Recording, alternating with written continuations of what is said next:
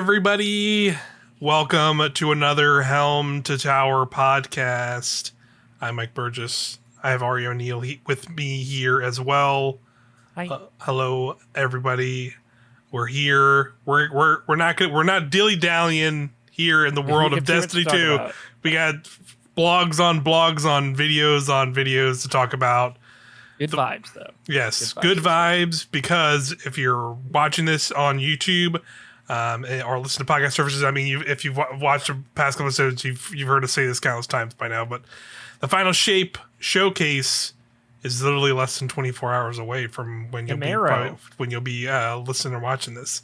So we'll be there. We said a couple episodes, but just here's the top of the show for housekeeping.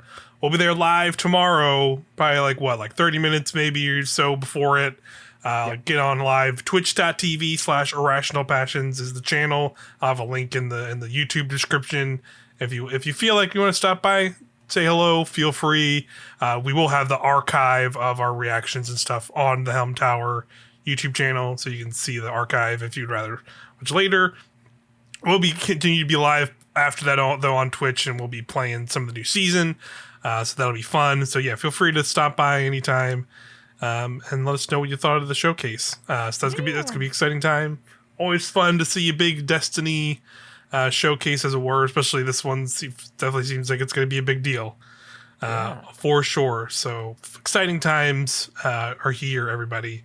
But we're going to talk about all the Destiny news we got this week, because there was just as much this week as I feel like there could be probably in that freaking showcase itself. It's pretty week. It's pretty Yeah, it's pretty crazy. Literally we had like something every day based this week, because we had a video from Joe Blackburn on Twitter, which was a very surprising, interesting video that they did.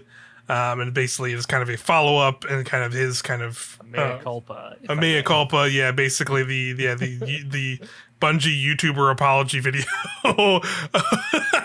of the state of the game and how it was kind of received, and he clarifies that it was a good video. I'm sure a lot of you folks have seen it, but we'll definitely talk about that. We had the Dev Insight blog talking about weapon previews, which has a lot of fun information, but also tons of information we're probably not actually really talking about, because boy, it gets deep into some graphs. We'll probably I have a good summary for okay, good. Yeah, that's good. After that, we have the TWAB. That didn't really honestly have too much in it, so we probably won't talk too much about that. But lastly, we had a season artifact preview where they gave us details of all the seasonal artifacts, which sounds pretty fun. So we'll talk a little bit about that. Elemental balls. Yep, season of the balls is here, everybody. Get your basketballs on. Let's get it. So let's get into it here. We have first up. Let's talk about this update from Joe. So we like, this was like 2 episodes ago. We talked about the state of the game in Destiny 2. Definitely was underwhelming. A lot. I think everybody knows now. We definitely had a lot of thoughts on it ourselves in that episode. A lot of criticisms. It felt like a very corporate message rather than what Bungie was pretty good about in the past a lot, right? Like talking directly kind of to us, person to person. Sometimes it felt like, where they haven't been recently, but obviously there's some pretty obvious reasons why they have not done that, where it's a lot of toxicity and some really bad apples doing some horrible things to community managers who are just trying to do their job. Yes. But yeah, we didn't get too much of that, and that's kind of, I think, definitely played a part in why that state of the game just didn't go over well. And there's a lot of various other reasons. Like, clearly it was very much let's get some of this nitty gritty, maybe not so great info out of the way, so that we have this. So once we get to this cool, exciting reveal for Final Shape, it won't be too much. It'll be like a little bit of the water under the bridge. But I think it went over a lot more worse than they realized. And definitely left a sour taste. So I think they wanted to get ahead of it again. So now Joe put out this video, talking about a bunch of stuff.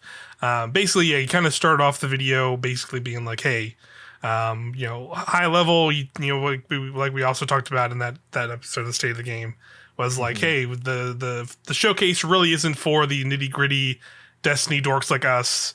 It's for maybe a wider audience, to maybe get lapsed people who maybe play Destiny or play it way more casually than a lot of us, you know, get people more excited and maybe want to try Destiny 2, like new players and stuff. So it was maybe more geared towards a more wider audience. So, he shouted out things like there's going to be a Xur Strange Coin update in the final shape. There's also going to be a HUD rework of some kind or hub updates. Which, that's like, yes, for us, me and you, we're like, fucking let's go, baby. That's like specifically brought it up in our State of the Game yes, episode. Like why wasn't this here? Why wasn't this here? Because like, that's definitely 100% like it was coming. I want to say they did say something in some blog like years ago, but on like they did like a Reddit response and stuff of like, hey, we're working on this. But what's exciting is usually in like the alpha gameplay we see of the expansion, we'll see some of that UI. Imagine we might see a little bit of that in that showcase potentially for sure. Yeah, that's cool. That's pretty hype. But again, that was his iteration of like me and you as people who fucking do a Destiny podcast and have thousands of hours of game. We'll be like, fuck yeah, let's go. But like a general audience will be like, who cares? Like UI, what, who, whatever. Like so, like that's definitely a fair thing to call out. But that's so the Vidox playing. It's like UI changes is like a big title, and we're like, yeah, let's fucking go, yeah. But yeah, that's he called that out, and that makes sense. Thank you, Joe. Makes sense. Saying something at least. For telling me. Makes sense for sure. But the big thing he definitely talked about was kind of really went into PvP, because I think that was definitely a big thing that came out of that. It was just like there's been a lot of sentiment even before the state of the game, and more recently of just like a lot of people feel like the PvP has been left out to dry more than ever. And like now that we're kind of hitting this ultimate period of the game, this penultimate moment, like it just feels like they're just kind of done with it. Are they done with it? Like Marathon got announced, who knows, blah, blah, blah, blah. All this stuff, whatever. We've talked about it plenty over the episodes, and y'all probably know. But he reiterated and gave some details. I'm just going to read this kind of little short kind of, I pulled like, I think it was off of Reddit. I pulled like kind of like a quick synopsis. But basically he outlined that next year, not a final shape launch, but sometimes in the year of the final shape, a PvP map pack will be coming. It'll be free for all players, but they basically instead of doing what they've been doing, where it's like you get like one reprised map one season, a new map maybe in another season, and they do maybe another reprised map. They basically were like, "Hey, that's not doing it for you guys clearly," and then it puts a lot of weight on this one brand new PvP map we do a year, because it kind of has to be a catch-all and try and play on these different modes. Where now we are going to do a map pack. They didn't say how many maps, but I would guess that's got to be at least like 3. I would guess 3 or 4. 3 to 6 is like the range that I'm thinking. Hopefully 4 or 5. That's what I want. Yeah, but basically they said there'll be a map pack, and there will be multiple maps that kind of are more centered around gameplay of certain kinds of modes. So like they'll be a little bit more centered around modes, but they might also jump around, which like that's totally fair. Like there are totally maps in Destiny now that are definitely already they definitely cater to certain game modes already. So that's cool. This was very good insight. Also, I really liked him as game director saying like we're making one map that tries to do everything that's bad at all. Yeah, it's exactly. Yeah, I definitely recommend it. Like if you're somehow watching this, like listen to us, and have not watched his video, I would definitely go watch this just on his Twitter. It's 15 minutes. Like I think it's a very good just insight in general, and gives you like the gut like that really good check again, that like personal touch to like you're talking directly. The game director is really talking directly to us as community and people, and you're just hearing him verbatim just talk about stuff in the game. And I think that can go a long way, instead of just like reading a blog that feels like very much like a bunch of corporate lawyers or whoever at Bungie went through this doing their job as they do, and just kind of went like, no, we gotta word like this or do it like this and make it sound like this. And I will say, we've been harping on the joke forever. The idea I got listening to this, I got so excited. Just the idea of going in and playing like 5 matches of Crucible back to back to back on 5 completely new maps. That got me so hyped. Like, yeah, for sure. Not since wee little Ari playing Modern Warfare 2 in 2009. Have I been this excited about a map pack? Yeah, because Uh, it's been a long time since like, especially one big drop. Right, yeah, they didn't give specifics, so again, we don't know the amount of maps. We don't know when it'll be. I would assume since it's multiple maps, I'm assuming it'll probably be later next year, yeah. I would bet. rather than like the season after the final shape. Here it is. Like I think it might be like that I then bet the this following time next season, year, or yeah, this time next year, or maybe that final season of the year, because we don't in know. Because place of a reprised raid, like that's the season I'm thinking that it wow, falls because into. that's I was going to bring up. I was curious because yeah, we don't know the cadence and how they're going to mix up things. Like, do we still get dungeons and raid a reprised raid next year? So you think that the maps could potentially replace a raid next year? I think that is the slot that they would fill. It'll be that third season after expansion, Hmm. which is usually when the raid happens. Okay. And hey, we're gonna test the might of the community to see if they can put their money where their mouth is, if that's what they really want. I don't think that's a problem. You know, like Okay. we're gonna get the finale raid, which will hopefully be phenomenal. I think they're probably pretty confident in it, and then give the raid team a fucking break. uh, and then let them pivot, maybe make maps which are much less complex environments, and then put it out in that slot, because we're going to have a massive rotation of raids at that point anyway. We were talking about it last week. I think that would Hmm. be the perfect place to put it. Yeah. I don't know if I'm fully with you there, but I see what you're saying. Yeah, I I think don't know what they would do. Like, we don't even know what raid they're going to announce they're gonna tomorrow. yeah I personally think they're gonna continue to bring back the D1 raids until they're done D1 raids, and then they're gonna bring back the Destiny 2 raids. Like that's what I think is gonna I hope so, they're just gonna keep doing that but I think they I think could that take some time off. sure they could, for sure, and they could move it around where they could do Yeah, maps in that season and then push the raid to a different time or something like that. For they could sure, also do it in we the don't know. the last season, Right. because that's when we're getting LFG this year. So it Yeah. feels like a comparable amount of monumental task. Yeah, or yeah, again, like they said, a big thing they said. I don't know if he said it in this or where he said it, but they're going to talk about the final shape in this, but they're also going to be talking in the showcase coming up. They're talking about obviously the final shape, but they're also be talking about Destiny as a live service is going to change, and they really haven't. And like what that means is like very broad, right? Like Very nebulous. that could mean like, hey, we're changing up.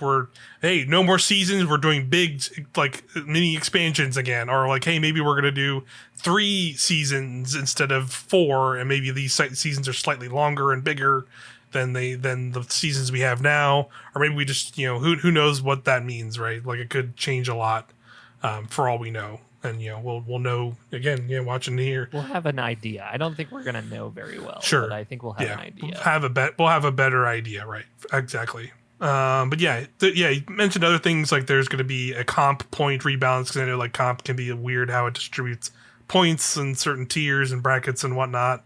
They're going to move. They're going to get modes like Rift out of comp as well, and try and get other modes that they've kind of introduced this year, like Countdown and like stuff coming this year, like Relic and stuff, in more other playlists across PvP in general, just because to have that more variety. And then also finally, I think the biggest thing they said is they're going to be putting together a PvP strike team.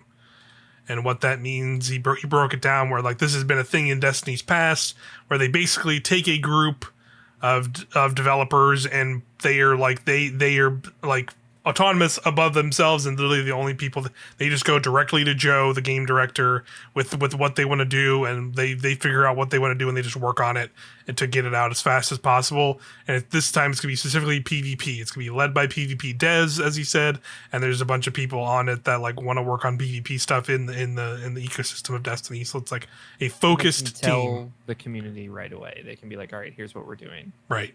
So like that's I think that's pretty huge, because it's like again, he says for other parts of Destiny, like I think he said like the masterworking system that came was kind of brought out of a team that was similar to the strike team they put together. I've seen other people comment like when they do kind of these charity drives and stuff, like sometimes that is just like a person championing it as like a big drive, and that becomes like a strike team to like put these things together, like It just Yeah, seems like they have that power now. Like they're literally going to be putting that team together and doing something for PvP. So that's pretty big. they talked about the internal example that they had was seasons, what, I guess 2 and 3, between Curse of Osiris and Warmind, which people, I'm sure those old Destiny 2 heads will remember, that like big patch that dropped right before Forsaken Yeah. that did the random rolls rebalance on weapons, and it was like they got that out before the expansion, and I have a feeling like that strike team was probably a big part of it, of Right. like, this is what people want. We have to push this into the game as quickly as possible. So this is good. This makes sense to me. I know some people were perplexed by the timing, but also like Yeah. they're about to put out this showcase. They probably finally got to a point where they're pretty happy with the pathway ahead for Final Shape. That makes Right. total sense that is the time to pivot some folks into this team. And I wonder if like the first thing that team is being made right now, and I wonder if the first thing they said is we got to do a map pack, because that is exactly what this feels like. Yeah. For sure. Like that definitely might be a part of it, or they might have something else in mind, like, you know, a bigger competitive change, or maybe potentially, or like base level Crucible changes. We'll have to wait and see. But yeah, that's interesting to hear. I'm curious to see where that is going, and I think that's just a general big win for like PvP fans, because I think that definitely was like a big sentiment for a good while now. There's just been that it's been very neglected, and people don't know where it's going, and it seemed like they were down in the dumps about it. But yeah, good to hear. You know, it still might be a little bit off. You know, again, like it seems like It's going to take time. It's gonna take time. We probably won't see a lot of this till post Final Shape, but you know, we know it's in the works. It's beginning.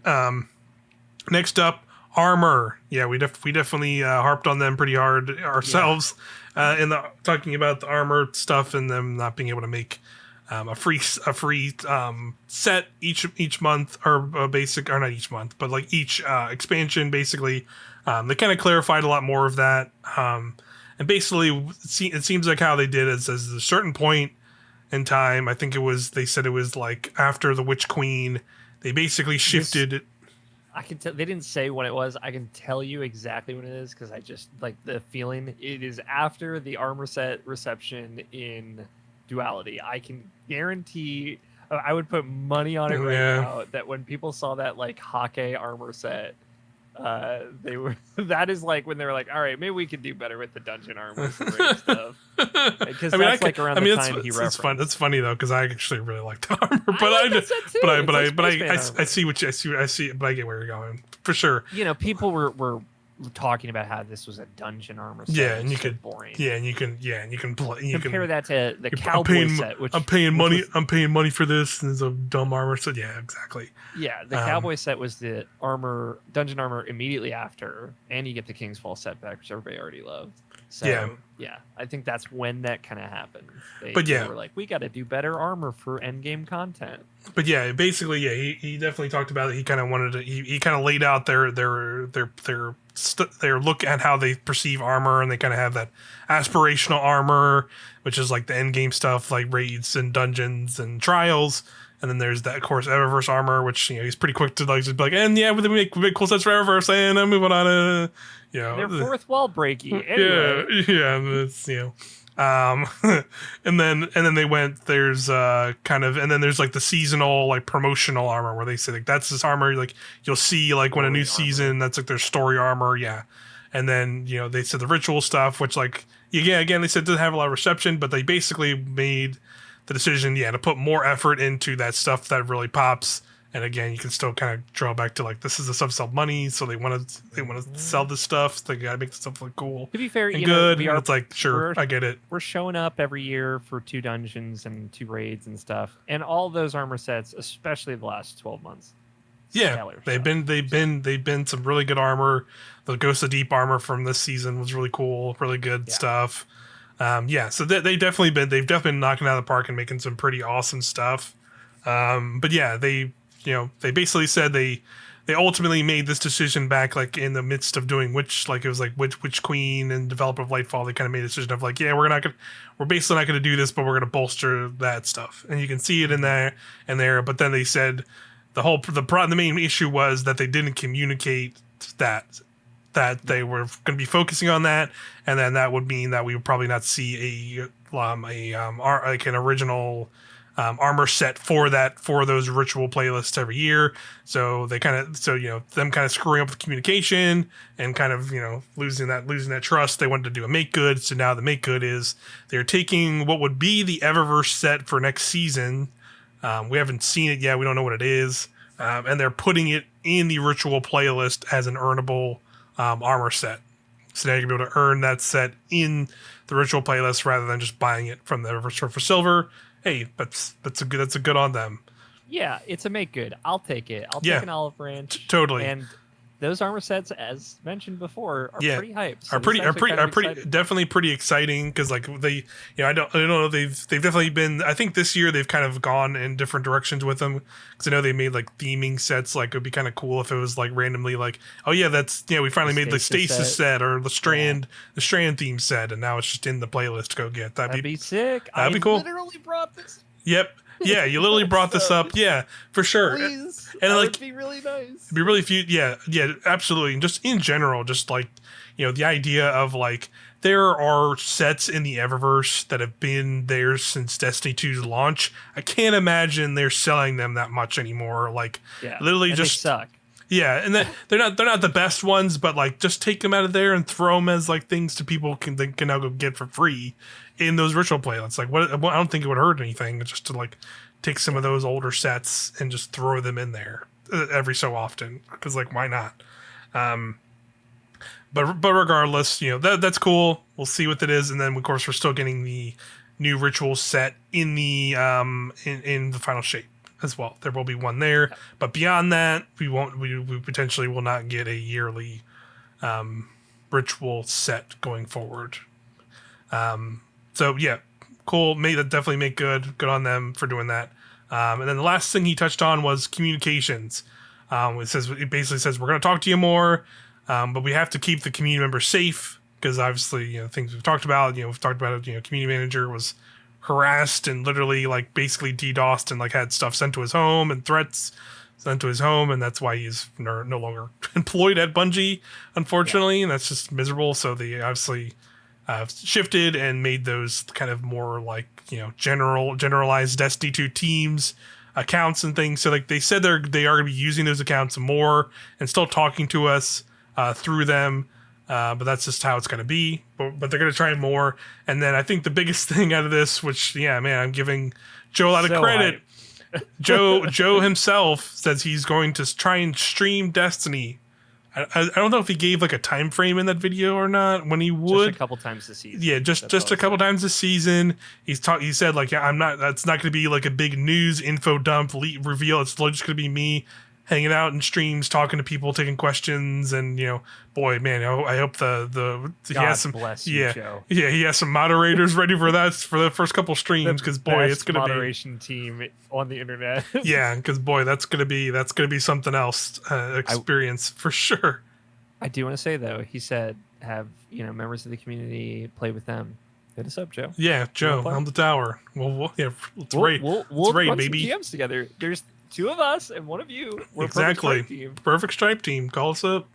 Let's get it. This is great. And again, to the community, we only the nice people listen to our podcast, thankfully. But true. If you are one of those bad people that listen, behave yourself. Yeah, Jesus, chill out. Such an olive branch for him to just be like, yeah, we're working on this bug. Yeah, this is that. It's just so people can know and shut up and chill. And he will do that. I feel like he will give us that, but we got to be nice about it. Yeah. So behave yourself. Yeah. Just don't be like, please. I know. Don't come in there and be like dead, broken game. Yeah, exactly. Yeah, broken game, dead game. Stop working on this. Fix the Eververse store. Why do you have all this stuff in the Eververse store? Take silver Bungie, cheap Bungie, or whatever. Just chill, relax. Be kind. There are still some very awesome people in this community, and I think it's worth. I'm sure he realizes that too. And like again, like you said, it's a pretty big olive branch. Like you don't see a lot of video game directors like be willing to just like stream their game and take direct questions from the community. They also said in this, I think he said that there's this video where after the final shape showcase is over, him and I think like another, I think like the general like brand manager, General manager, yeah, of Destiny are just going to hop on stream and take questions directly from the community. So that'll be interesting. And like, that'll be interesting to see because I don't think they've really done a more like live thing like that. Yeah, So they usually have a guest host that like comes in and interviews them. interviews them, and yeah, for sure. So yeah, I'll be, we'll try and see if we can tune into that. Maybe I'll just leave it because I'm. Well, we're downloading the update in the background for this. Yeah, we'll be watching that. Or we'll probably break it down maybe in the following episode of Helm Tower. Which we'll have a guest for it. We will. It'll be a fun time. Look forward to that. For sure. But that's largely the video again. I would definitely recommend go just watching it. Just I can throw a link to it in our YouTube channel video here. But yeah, worth watching for sure. Thank you, Joe. Thank you, Joe. Yeah, for doing that, and whoever else was involved. It was great to just have that more personable like moment again with them. So I'm hoping it does not. Us getting that does not go on deaf ears from a lot of community members being like, "Oh yeah, this is really nice." So I get it now. Like I should stop being an asshole. I shouldn't be mean to a human being. Heaven forbid. Yeah. Right? Yeah, that's the first thing I said in our Destiny Discord was, people better fucking take this olive branch. yeah, exactly right.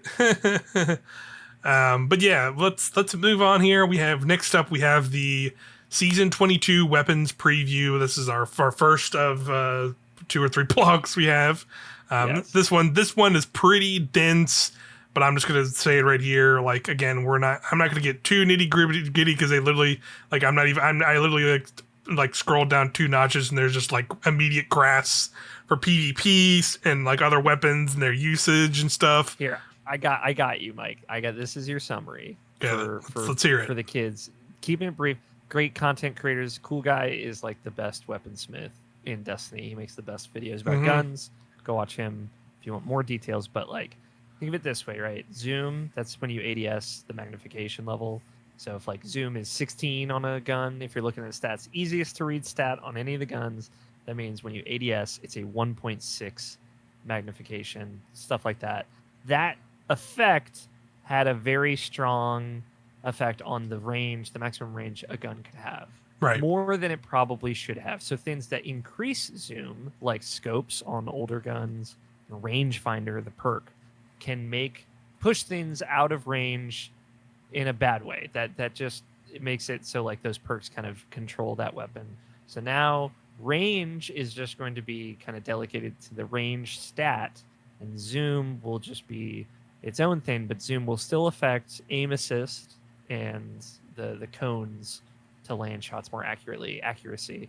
Got it. So that will make things like guns that you hold with one hand, like a hand cannon or an SMG, not be able to push as far out of their range. It'll make pulse rifles less dominant in all ranges, and it'll make things like scout rifles, the range stat really matter way. Obviously, it affects PvP more than anything because like who gives a shit in PvE, but it might affect how some things feel. But that's right. Yeah, and I think ultimately it's still going to be a thing. Like there's again, like you said, like people like Cool Guy, people like Astacross are probably going to have a bunch of breakdown videos before and afters and stuff Very like that. Excited to see those because I'm a nerd. But. Yeah, I'll probably watch those too, just out of curiosity. But like again, like it really is just going to be like we'll have to sit down and play it to really get a sense of this. This is a feel change for sure. Yeah, for sure. And then again, and they like I said, there's also graphs that are not related to that Zoom stuff that they start this off where it's just talking about usage rates in general for like stuff, and I think that falls back into like why they're doing a bunch of Zoom changes as well, and like overall kind of reeling in and changes of all that stuff. So we'll just have to see. Putting rangefinder on an SMG like the Immortal, everybody loves it, right? Can push it so far out of the respectable and reasonable range that it should be in. That it starts dominating, right? That's what they're trying to help with this. Yeah. Mm-hmm. That's good. Yeah. we'll have to, yeah, definitely. That's that. Now we can get to the exciting. Yeah, so now we'll go on to just general. These are weapon balance changes happening. So first up, we have a global change, which is PvE kills with 2 special weapons equipped now generate heavy ammo at the same rate as 2 primaries or 1 primary, 1 special. They're nuking double special. I know there's some They've double. said it before that they would. Yeah, that those gonna happen. Like, I think they did something, but it didn't fully do the thing they maybe wanted. So now they're just matching it with this. I know there's some double special believers out there and people who are really into that. I've definitely done it myself. It can be very advantageous. Like Master Nezarek, that fight specifically, right. Double special is great in that fight. Yeah, gotcha. I personally, like, when I was doing GMs, like, I never really messed with it, so like it felt generally pretty fine using whenever I wanted to use in a GM, and I made by. But yeah, I for sure I could get that. Like, there was definitely scenarios where it could be very useful in like a raid or something for sure. I think you could still do it. You just gotta like actually build into it a little more, like special finisher, and actually put that stuff on. Yeah, probably. That's probably just what they want really ultimately. Mm-hmm. So let's see. So next up, they're adding some extra like reticle kind of view sites that they did this in a previous season where like some unique weapons with unique perks would added like you had unique reticles now where you show the charges. So some more weapons are getting that. They're doing that to symmetry. And then they have moved Grand Overture's charge meter further down the screen to reduce instances of overlapping with reticle elements. Okay, interesting. Yeah. But yeah. So yeah, just, a couple more reticle adjustments. This is the big section with the zoom stuff. Scroll. Some exotics are getting custom tuned within zoom, but we don't necessarily have to get into those. Yeah. Because there's custom ranges for some of those. Ace of Spades, Revision Zero, Vex, some of them in there. Just saw briefly. But yeah, a lot of that change. Yeah, we're just gonna have to feel that on Tuesday when we hop in and see if we feel a difference at all. And I'm sure that'll be more of a PvP thing for sure for folks. Yes, I'm very interested. I'll play some and I'll report back. Yeah, cool. Let's get into some weapon buffs that we're getting into. First up, hand cannons. They're getting a big PvE buff because they've definitely felt underpowered for a while. But yeah, so they have increased the reload speed at 0 by 15%. So just faster reloads across the board. Cool. That's exciting. Yeah, definitely, because definitely it can take a while to get that weird like. Especially on 120s. It can be. It can feel pretty slow on some hand cannons for sure. Damage and getting increased against minor combatants, so red bar enemies by 20%. And again, orange on top bars. Of what I got before, just by the way. Yeah, orange bars are getting a 75% damage increase. So there you go. Hype. Yeah, so that's gonna be pretty nuts. We'll get into it. I think hand cannons are overload or unstoppable this season. We'll get into the seasonal perks, but that is there. So I definitely am like, all right, maybe I'll bust out some Fatebringers, time lost Fatebringers that I got. Bust out some exotic. I got a Sunshot build that is really fun. Yeah, bust out a Sunshot, bust out the Sunshot, bust out some other stuff. I'm also curious about the 180 hand cannon from Posterity. Yeah, I wonder how that's gonna feel because I got that Frenzy Volt Shot one, and I got some good rolls of that as well. Might be worth going and getting the Nation of Beasts, crafting it potentially with what these are, but for sure. Then they shout out again, which I think we talked about in a previous episode. Warden's Law is going to be coming back this season. Was the lost episode. Oh, was it? I think you're right. But yeah, Warden's Law is coming back. That was like a somewhat like unique hand cannon in Forsaken, but they are making it a new archetype called Heavy Burst, where it'll basically be like 2 shots kind of in immediate shots in a row. The second shot's a little bit harder to hit, but it'll hit harder if you do. So it's kind of playing into that kind of control with your accuracy and stuff. So that'll be a new archetype coming next season, Warden's Law. So that'd be cool. I wonder if that means other Forsaken or weapons will be those ones particular. Like they said, Warden's Law. What's one of the ones not forgotten? Isn't that the pulse rifle from that season? Oh no! I know people were really into that, and like that was like a PvP menace for a while when in that era, from what I remember. But we'll have to see. Next up, we have bows. Bows in general are getting reduced. The minimum reload animation duration from zero point 0.5 to zero point 0.3 seconds. This means that applying reload speed scalars on top of a high reload stat will still have an effect. Increase the projectile velocity at full draw, so the projectiles will continue to perform as they were hit scan at longer distances and at higher frame rates. Was this specific bow archetype? No, this This is is all just bows. this is just all bows. Okay. It's going to affect lightweight bows more though, which the next change also. Yeah, and then like they said, lightweight bows equalize the full draw projectile velocity with precision bows. So yeah, they're basically That's a big change. People always complain about how underpowered lightweights feel. Yeah. This could change that. Yeah, this So could I'm bring up a lot of those for sure. And then SMGs are just getting a basic where it says fix the RPM stat display to create just 720 RPM. So it just had like an incorrect kind of. I think it said 750, but it's actually 720. Right. Let's see. They said basically with this because of the zoom changes, I think they're changing some sidearm stuff. So they said aggressive damage for sidearms. Yeah, so their aggressive sidearms are getting reduced base damage from 32 to 30 to just kind of equal that out. BXR Battler getting its zoom increased back to 20 because of the zoom changes. That's going to bring it back in line. So definitely going to. It will actually be the accurate zoom to Halo now again. Yeah, so that's cool. I always like the Battler as well, so it would be fun to pull that out. And then we have shotguns and fix the impact stat on Comedian. I think it was just a visual thing again with that.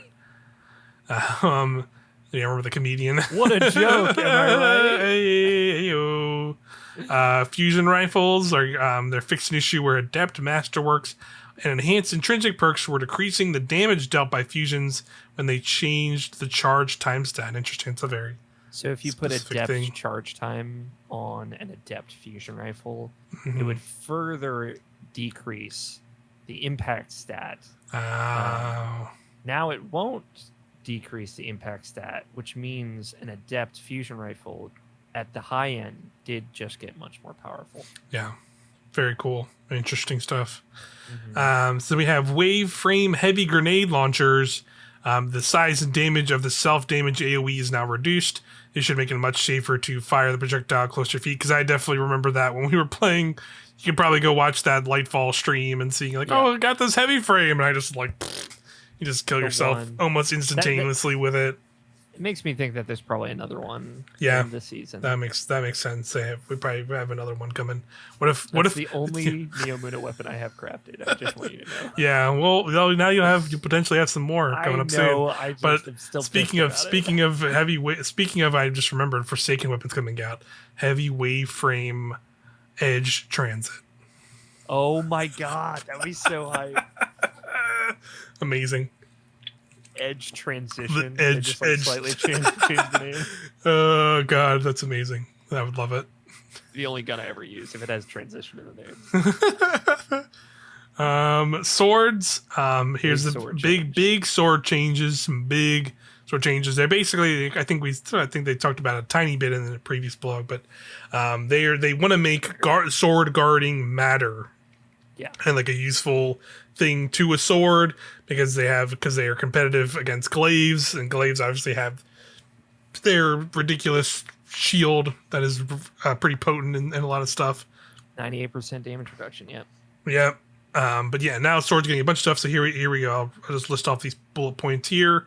Energy now recharges after a short delay when used, but recharges much faster. The delay before recharge and the recharge rate are both governed by the guard charge rate stat. This delay ranges from between 2.7 seconds and 1.05 seconds, decreasing with the charge rate stat. So basically you can have faster recharge rates for all that stuff. You've massively increased the rate energy returns after delay to compensate, and then they increase even more on higher charge rate stats even after delay. Swords now return the full energy from empty faster than before this rework. Full power heavy attacks can now be used with any non-zero amount of sword energy rather than requiring full sword energy So that's pretty big there. Like It's a big deal. be able to use heavy attacks. Spin to win's back on the menu. Spin to wins back on the menu. I mean, you still need that full combo to get the most use out of spin to win, but yeah, that's pretty big. But for any whirlwind frame, that's what they're called, right? Yeah. You're getting the full damage on the heavy after just a second. Because I guess that's what they mean by the guard charge rate. Exactly. Wow. Yeah, because I guess but now you have to do it. Maybe if you, so that means when you have to guard with it now to get that charge faster. Maybe is that what that actually means then? I think that's just saying like they've normalized it. It doesn't matter anymore. Oh, okay. Because later on they say your sword guard, like the meter doesn't go down as you're taking damage anymore. Wow. Okay. It just goes down at an even rate. Yeah. Okay. Wow. Yeah, that's pretty big. We massively increase sword guard damage resistance, giving it between 82.5 and 95% damage reduction, depending on guard resistance stats. So you can be near unkillable. On top of you could literally be unkillable with that Titan exotic, the Stronghold Titan exotic, because that's gonna be wild. This damage resistance value is sharply reduced against other players like glaives. Then it provides between 52.5 and 65% damage reduction, depending on guard resistance stat. Sword guard no longer loses energy when taking damage. As a result of the above, the guard efficiency has been removed as a stat. Wow, yeah. Yep. Sword guard duration is now increased across every guard type, with those with shortest durations benefiting the most. Sword guard talent nodes have had their stats squashed down. Combined with the above, even though their stats have been reduced, their damage reduction, charge rates, and guard duration are now increased across the board. This allows origin traits and other sword perks more room to increase their stats and allow performance beyond their previous maximum. So, that's exciting, yeah. Yeah, it's a pretty big deal. Sword guard talent nodes now visually affect the charge rate bar on the inspection screen, whether when you hover over them or select them, similar to other stat affecting nodes. Sword movement speed while blocking has been increased from a 0.75 multiplier to a 0.85 multiplier. That's actually a big deal. Yeah, you're gonna be able to move faster while guarding. Yeah, and then the Lament exotic sword has been specially cased so its charge rate and delay are unaffected, but it still benefits from the increased guard damage reduction duration. Lament is back on the menu for sure. I wonder, if they didn't say otherwise, so you have to assume the Lament will also do full damage without a full charge, which means the DPS on Lament just got much higher. Yeah, potentially. That thing could be pretty nuts, depending on how this goes down. Yeah. Well, that's definitely going to be. I'm sure we'll see some. I'm going to be watching some videos. Yeah, some damage tests on some stuff. Like swords still definitely have like a specific thing, but like great scenarios for swords for sure. Yeah. Definitely watch out. I mean, we were already nuking that Deepstone boss already. Now it's gonna be even easier with swords. Poor Atrax. Yeah, She's Atrax absolutely getting destroyed now. Yeah, that's pretty funny. I'm really Whirlwind Frames. I want people to check them out and see where they're at. Really could be very interesting. Next up, here we have the big one, which they teased a lot. Monte Carlo. We finally did it. I was so It was mechanically the most complex catalyst we have ever done, requiring a host of custom animation work and a lot of things we have never done on a weapon before. I hope you enjoy. They included a video in the blog here that straight up just shows it in action, where basically it's a hunter in the duality dungeon. They do a powered melee. Their knife throws gets the kill, which gives them their ×5 Markov chain, which is the name of the perk on Monte Carlo now. And it looks like you still have to do that loop of Monte Carlo, but once you do that, you can do the hold recharge, and it says bayonet locked. And then the bayonet on the gun starts glowing, and you can run up and just freaking stab a dude. And people are calling out it does like over 100,000 damage to stab.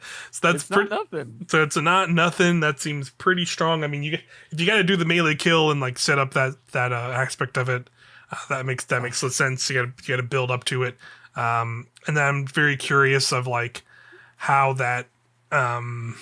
Like, how long does that bayonet lock stay? Can you just keep it? while you're Yeah, doing yeah. it. Yeah. Can you shoot while you're doing it, or could you like switch to a different weapon and just pop that out whenever you want now? Like that's gonna be the thing I think that like will make this really crazy or just kind of fun and silly, right? Like it'll make that big difference, right? Potentially. Yeah, But this is so cool. but regardless, yeah, they finally did it. You know, Did it I feel like this has been like a thing for years, right? It's sort of like a meme since or like a OG D1, the thing D2. of just like, man, why can't you use the bayonet on this gun? And then now here it is, mother effers. It's so happening. great. It's a catalyst that you'll be able to get from Monte Carlo next season. If they like down the line, I'm not. They don't have to do this. I just think it'd be really funny if they like Glaives made it work with like necrotic grip and stuff. Like Oh, it's so hype. So yeah, hype. that would be pretty. That would be pretty wild. I might not have a kinetic slot glaive yet, but I do have Monte Carlo. Do now. have Monte Carlo for the big stabs. Just got that sexy Braytech ornament. Yeah, too. the deep stone ornament. Yeah, it's pretty good. A lot of there's some cool ornaments for Monte Carlo for sure. Yeah. So next exotic up, Quicksilver Storm. Players have been reporting that it felt like the ammo was not being loaded in Quicksilver Storm at the correct time. We investigated and discovered a misalignment with the animation and the ammo loading has been corrected, and it says fixed an issue where the ammo was loading to Quicksilver Storm slightly too late in the reload animation. So there you I've go. seen this happen. It's Yeah. very. It doesn't happen a lot, but Right. it's nice. So it says Dead Man Tales fixed the display impact stat. This is cosmetic only. Damage per bullet is unchanged. Two-tailed fox reworked the catalyst perk, third tail. The performance of this weapon was just a little bit off, so we have changed it to fire the third rocket following the second rocket instead of at the same time, which helps it lean harder into the three-tail fantasy. So basically, instead of it having it shoots the two boom, rockets, boom. and then it's going to be boom, boom, boom. So cool. Yeah. That because sometimes the jolt that the third rocket applies can get messed up because of that. Right. So it's actually a good change. Yeah, good change. That'd be interesting to see. Next up, Verglas Curve. Don't worry, I forgot what that was too. That's the stasis bow from last It's a good season. change for this. Yeah, a lot of some good changes here. So we fixed an issue where if Whisper of Fissures, which is a stasis fragment, gets the kill, it does not count for Hail Barrage stacks. We've also buffed the weapon performance in PvP when using Hail Barrage. So Whisper of Fissures detonations now generate Hail Barrage stacks if the stasis crystal was created by this weapon. That's like the explosions of stasis crystal do more damage. Right. Yeah. Shiver Quiver now activates when slowing enemies, and we increased the slow stacks from 40 to 60 when hitting players directly with Hail Barrage arrows. Excuse me. This allows for a freeze if two Hail Barrage arrows hit the same player. So you can just kind of freeze faster with the arrows. Cool. Good changes. Good changes for sure. Le Monarch. The Monarch is getting hit again. This is definitely like a PvP nerf mainly, but like I think they'll weirdly PvP buff. Yeah, and sort of kind of a PvE buff potentially. Definitely sounds like it at least. This is more of a lateral move for PvP, I will say. Sure. Okay. But basically they basically made it like a light frame bow now, right? Yep. Yeah. Basically they've sent that's basically all they've done is basically just make it a light frame. Most importantly, the duration of the poison tick if you get hit with Monarch in PvP, and I guess in PvE as well, has gone from 3 seconds to 1.75 seconds. So you're not hiding behind a goddamn rock for 6 seconds. Yeah, trying to slowly wait for your health to get back, and this person's just eyeing you down still. Yeah, sucks. So yeah, that's definitely the main thing. Is like they reducing that. They're reducing the crit hit multiplier a little bit, so that the crits and body shots in general do a little bit less damage from the actual arrow itself. But then they are also making the poison damage increased in PvE by 50%. So the poison will last not as long, but it'll do a lot more damage. In PvE, same amount of damage in PvE. Yeah, it'll stay the same amount of damage. That's my only thing though that worries me a little bit. Then now thinking about that, because the big thing, one of the best aspects of Le Monarch and in-game content was putting a poison arrow on an overload champ and having them like stuck down because the poison lasts long enough that it can re-stun them. So this poison being slower might mess that up now. But maybe the draw you time might increase might offset that a bit though. Yeah, Yeah, that could potentially still be okay. We'll just have to see. Yeah. But yeah. Overall, I've definitely been annoyed by the Monarchs in PvP for quite some time. I'm sure there's people who are even more frustrated than me. You play a lot more PvP than I do. So I'd say overall, it seems like a good change. Yes. Vex Mythoclast is next. I like this change. It did get its RPM reduced from 390 to 360, so it is being made basically into a high impact auto rifle, which is like, okay. Yeah. But they're increasing the damage against minor combatants and major combatants by 25%. So it's getting a big damage buff in PvE. The That's auto rifle buff from last season. basically that's pretty awesome. Pairing that with a artifact perk we'll talk about in a bit. I think Yes. definitely going to be a Vex Mythoclast heavy season for me at least. Sounds Yes, fun. same.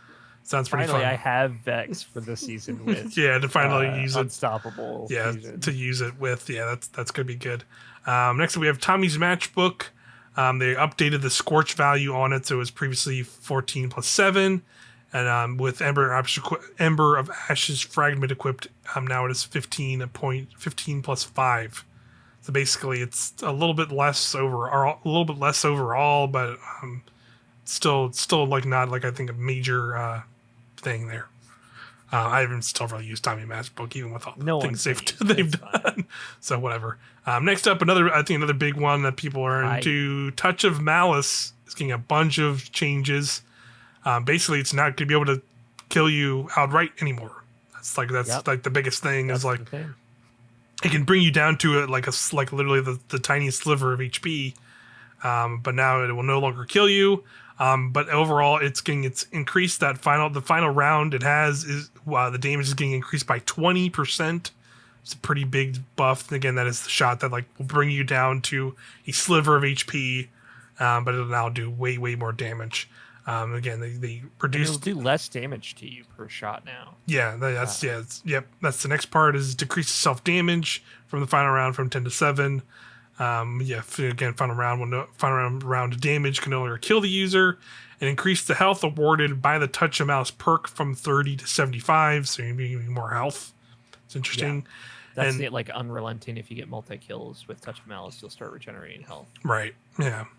And then the Ball of Darkness now appropriately deals arc damage and will continue to blind combatants and stun unstoppable champions. That's awesome. Cool. Yeah, that's fun. The thing is, like, you could run this on an arc subclass, and it'll have a little bit. Like, there's one that's because it'll arc blind. Yeah.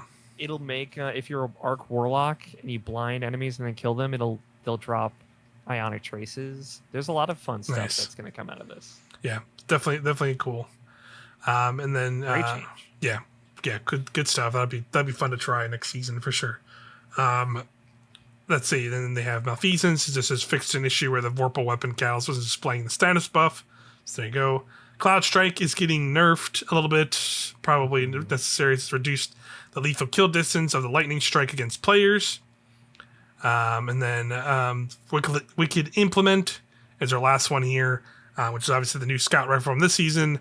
They basically were a little wary of putting out a new scout rifle that can straight up just slow by firing, and having it be super hot when they first put it out. So they kind of were very timid with it. But now that I think they've seen it, they wanted to beef it up a little bit more.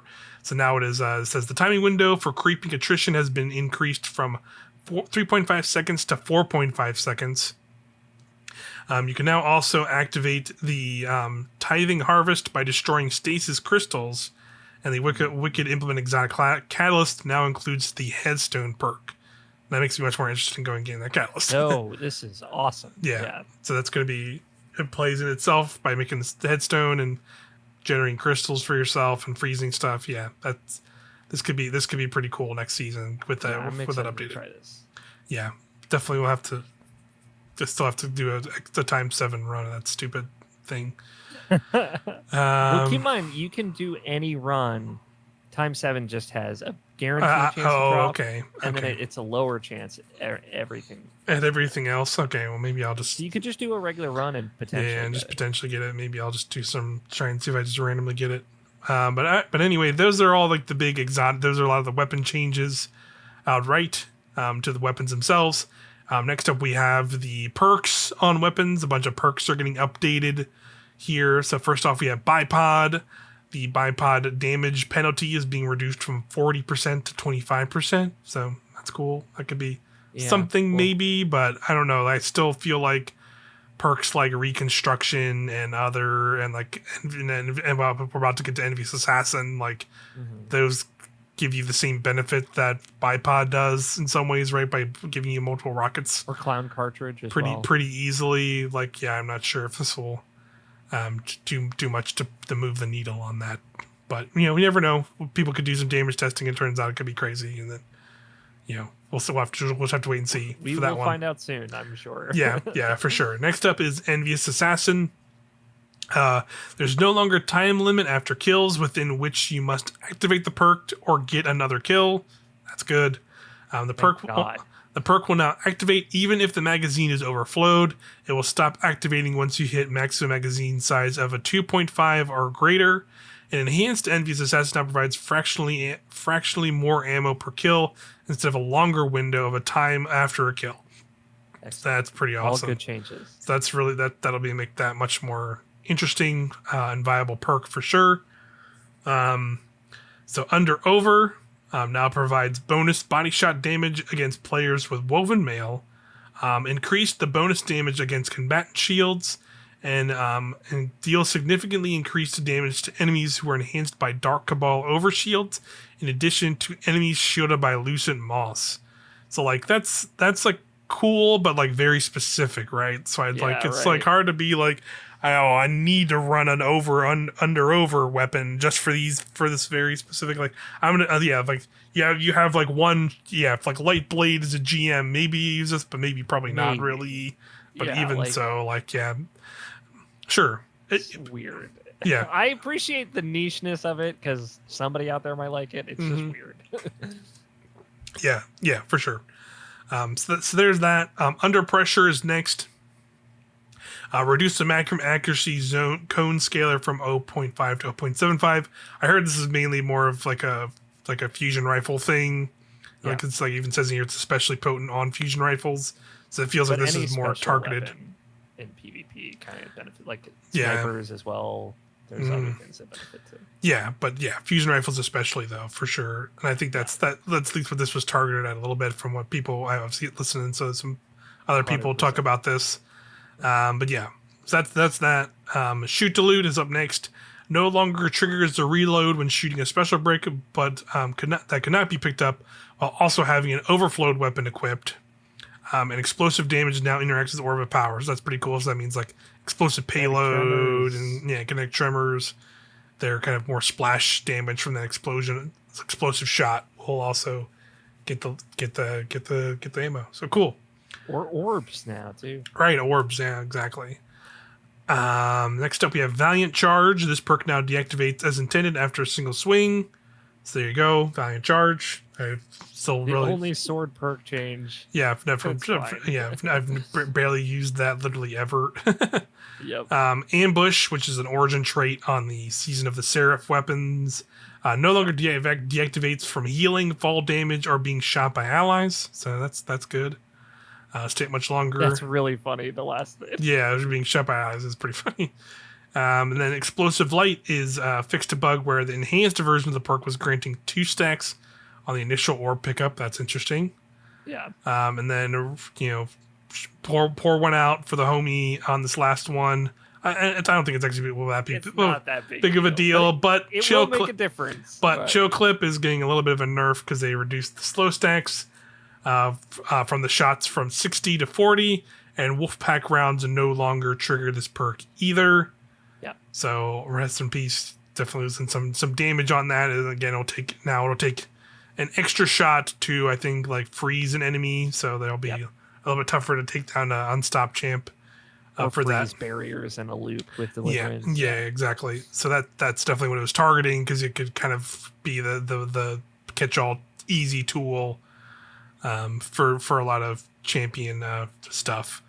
But yeah. Still very good. Yeah, Just I think it'll be fine in a lot of cases still. totally makes sense. But Also, yes, totally get it. And then the funny thing is actually like the funny thing is even with this, you'll still have unstoppable fusion rifle this season. So you could yeah, still have unstoppable fusion rifle and it'll still be effective this yeah. season, right? So there you go. Next up, this was my favorite part of this whole blog we're about to get Yes. into. Tons of weapon crafting changes, a lot of stuff that like I feel like we asked for when crafting came out, right? A lot of changes here that are very good. So let's get into this. First off, they're increasing a lot of the general XP you get from things across a bunch of different modes in the game. And they basically say, while Shuro-Chi style weapon level farming is not ideal, instead of nerfing that type of behavior and taking the option away from players, we've decided to buff the weapon level progression obtained through more meaningful methods like activity completions and PvP kills. We're Olive also branch. Take it. yeah, we're also adding a currency-driven method of directly advancing a weapon's level.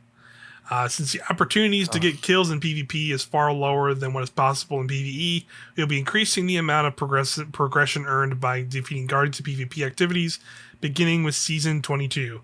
And Yay. here are the boosting. We're boosting activity completion progression across several activities. That includes Crucible, Trials of Osiris, Dares of Eternity, Wellspring of all things, Gambit.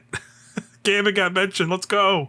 Platin score completions of Legend and Master solo Lost Sectors. Why did just put strikes on the yeah, list? they should have just put. They really should have Just just. do They it, really should have just put strikes in here. Come on. please. And then The lost sector thing is good though. yeah, it is good, and but yeah, ultimately like that's still good overall. But here's this one's probably I think gonna be is like the biggest one, and I think Yeah. will be like I think you read it and you're like okay, but like I think you're really gonna but feel this it. is the biggest deal. Yeah, You're right. you're gonna really feel it once you actually start playing, and that is now that when you complete activities, like the experience you get will now carry over. So if you weren't aware of how leveling works now, is let's say you like play through a strike and your weapon when you're killing stuff with your crafted weapon, and then you let's say you're at like 80% on the weapon, right? And then if you complete the strike and get the activity completion, and it gives like 30 or 40% or whatever, it's only gonna actually give you 20 to get to the next level, and the remaining like 30, 10, 20% of experience that you could get does not carry over into that next level. And that's how it's been since weapon crafting has been introduced. That will no longer be the case in Season 22. Right now that stuff will carry over, and you will get the full amount for an activity completion for your weapons. Thank God. Thank you. Thank God. It's finally Thank here. They did say Rollover minutes are back. yeah, they did say one of the reasons this didn't happen as sooner is because apparently they're like the revision 0 API mishaps that occurred in Season Seraph. I do like vaguely remember That that. was when everything was crashing. Everything, yeah, all things were crashing. They had to take Dim down for like 2 weeks. Or whatever. yeah. They basically, they basically due to kind of that kind of stuff, they kind of they deprioritized this and worked on some other stuff. But now, this rollover changes in Season 2. Again, it's nice to just know what was going on. I appreciate the info. Exactly. And then again, then after that, on top of all of that, so you'll be getting more XP in general just because of that alone. And now you're getting increased experience to craft weapons, and all those game modes. Now you'll also just be able to literally put glimmer and enhancement cores into your weapon directly and just level them that way. And that's also like cool. Yep, great, awesome. So crafted and enhanced weapons will both receive a new mod slot in their weapon details, where you can spend glimmer and enhancement cores to boost the level of the weapon. This mod will increase the weapon's level directly, leaving your existing progress towards the next level untouched. While there's no cap to how far you can boost the weapon's level to, the cost of this boosting will increase relative to the level of the weapon. Weapon usage is meant to be the main path for increasing a weapon's level. However, with this restriction of how many weapons you can level at a time, the always increasing expansion of the amount of weapons that have a level, we wanted to provide an alternative method of leveling that allows for both the jump starting of a crafted weapon and also the ability to level a larger amount of weapons stockpiled in your inventory. We do not want the weapon level boosting cost to feel prohibitive, however, we do want players to make the choices with that stuff. So great. Love all My this sniper stuff. rifles might actually Yeah, go up levels yeah, now. might actually put some levels in some things, and it's like, and like there's tons of like utility to that, right? Of like, I'm going to recraft a thing. Let me see what perk I need at this level. Oh, it's like, oh, I only need like 2 more levels. Let me just dump these mats into it Yeah. real quick. Boom, Or up to like- that. Or like if you like see like you get it, you craft a weapon for the first time, right? You have like the junk ass perks on it, and you go like, oh, I can get to level 5 and at least have like these 2 semi decent perks. Let me just do that real quick, and Yeah, just or like throw a these currency. You're like, I want to grind in PvP. I don't care what the perks are, but I at least want to have a good barrel and mag on it. Like, just bump it up to level 7. Put what you want on there. Get the masterwork that you want on there out the gate, or like you said, up to level 13, so you can put the whatever perks you want to put on there, Yeah. and then use it naturally to level it up. Yes. Great, best of all Yeah. worlds. Thank you. Yes, Bungie. I yes. appreciate Finally, it. yes, yeah. Big win And for there's more good news. After this, big too. win for weapon crafting. This is like the season of the big win for weapon crafting that like needed it for a while. This got this alone to what you were saying. This got me. I was like, I'm hyped for Tuesday. Yeah, exactly, for sure. So on top of that, they're removing even more crafting materials from the game. They're removing resonant and harmonic alloys. They will be depreciated as a required material and no longer be obtained during dismantling starting season 22. That's awesome because like that was like definitely a pain point of like I do all this work to get a crafted like raid weapon. Yeah. And I level them and they still need harmonic alloys and I can't always raid and I don't always have a team around to raid all the time and I literally all I want to do is just change a perk on this. Like that's awesome. Another awesome change. And you'll be able to take those. You can sell them too. Yeah, you'll be able to take those to Rahul and exchange them for like Glimmer and whatnot as well. After that, another big one, which you just said like a little while ago, Neomuna weapon pattern acquisition. Finally. In Season 22, we're making some additional changes to help tackle the scarcity problem of these weapons. The Neomuna Weekly Pinnacle Story Mission Score Challenge will provide guaranteed Neomuna weapon pattern progress the first time is completed each week. So that is doing like forward to doing it. Doing the hero, doing like that like higher that end game like has like the different difficulty modifiers of story missions for dares, so I'll fucking do it. Yeah. I mean the hero ones of those aren't really that bad. They're so not like that bad. So just jump into that. Jump into that at the start of the week and get one of the weapon patterns. The Neomuna Vendor Engram upgrade will increase the drop chance of deep sight Neomuna weapons. This is retroactive if you have already claimed the vendor upgrade. So that means like if you're at a higher level on Nimbus's level, I think it's a better chance. Is when you get this. The last one. Yeah, that's pretty cool.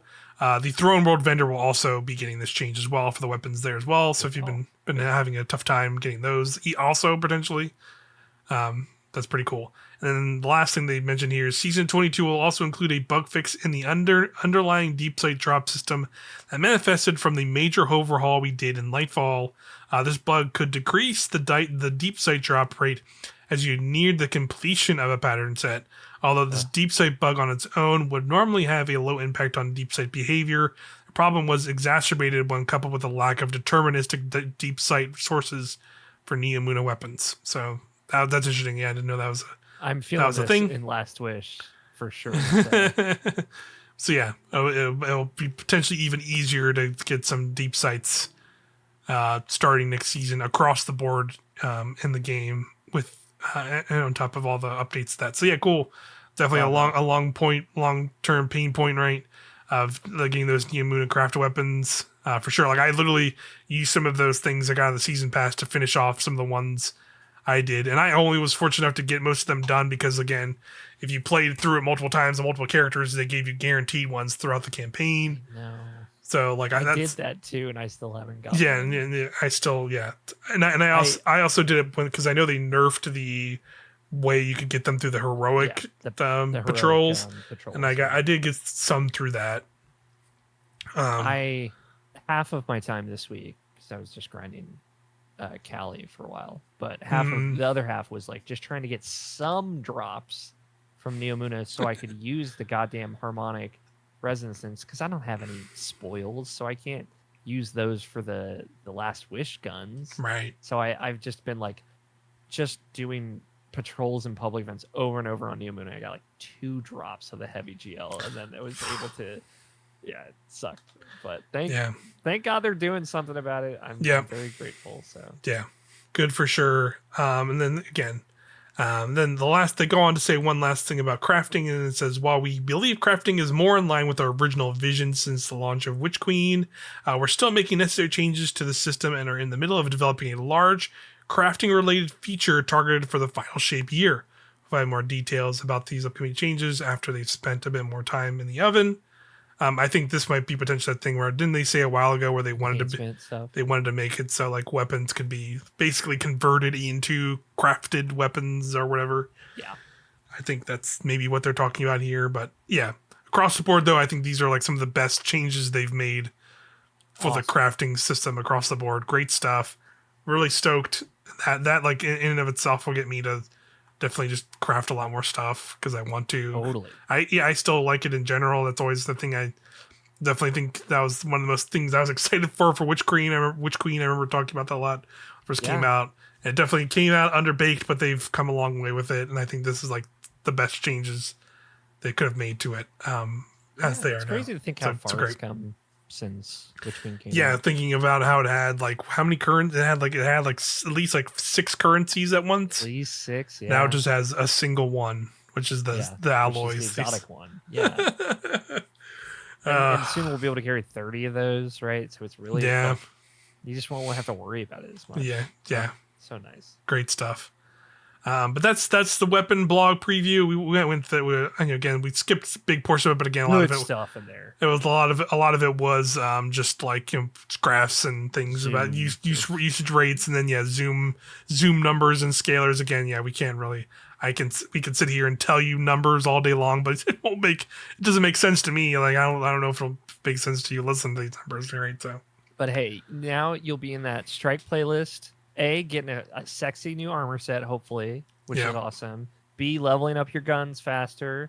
And C, trying to get that catalyst from Monte Carlo, baby. Yeah. Let's go. So good stuff. Good. It's like good things to doesn't start that feel off. good? Yeah, it's good to hear that like that stuff will all be coming next season for sure. And then you get increased bonuses by playing trials with your crafted weapons and from PvP kills. And there's a new trials PvP armor. kills. There's a new trials armor set as well to go get. There's a lot of it's good. Good vibes. Good vibes this week. I'm excited about the new season. Again, also another thing they did this week is they teased the season. It was just a quick tease. It was just And the they image, teased the showcase, and they teased the showcase. They showed a little bit of probably what we'll which see, was like a hype the teaser reveal for that trailer. showcase. We saw a guardian in a ship Presumably going into the cockpit. portal. Yeah, some really sick ass looking hunter armor. It looks like it was a hunter at least to me. Right, that's probably the new armor set. Yeah, that's probably the new And we got their story armor to show in their marketing. narrative armor.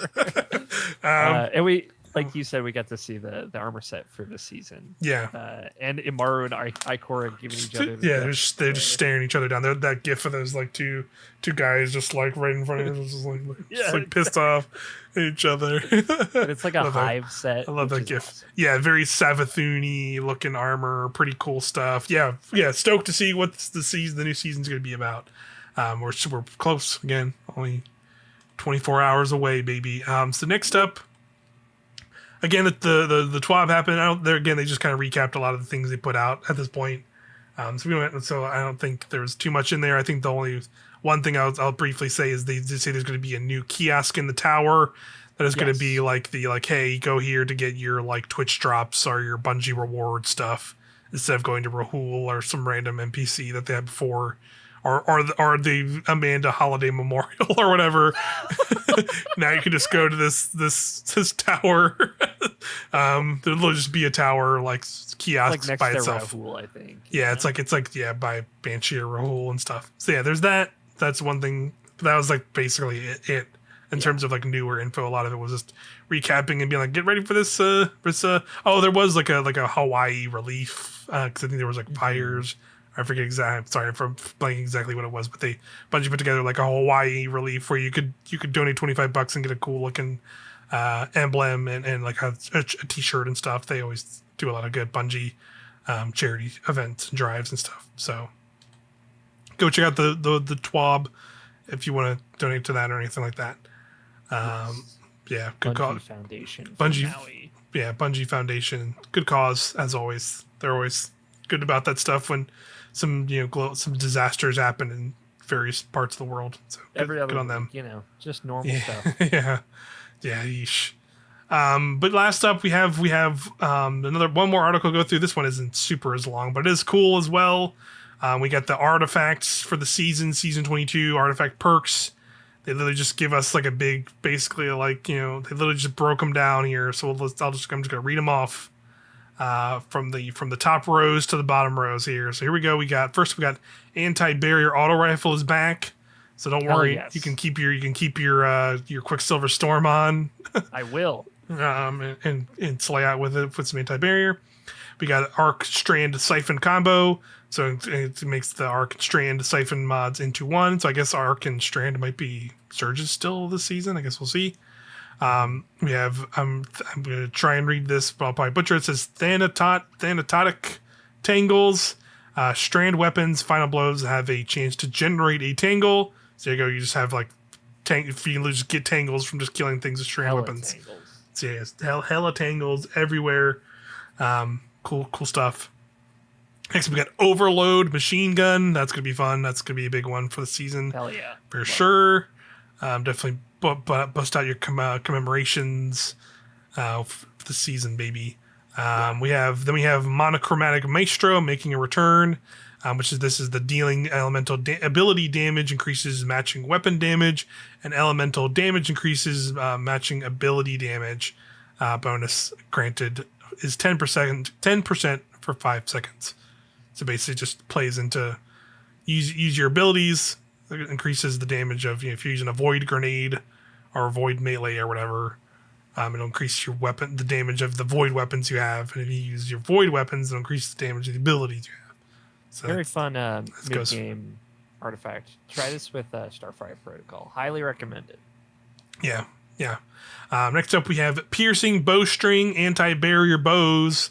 Now this is the good stuff in my opinion. Let's fucking go. Yeah, I'm excited for how lightweights feel now. Yeah, a lot to try. A lot to try. It's gonna be fun with that. Then we have Solar Strand Siphon, which again same thing. You can use it combines making orbs for Solar Strand.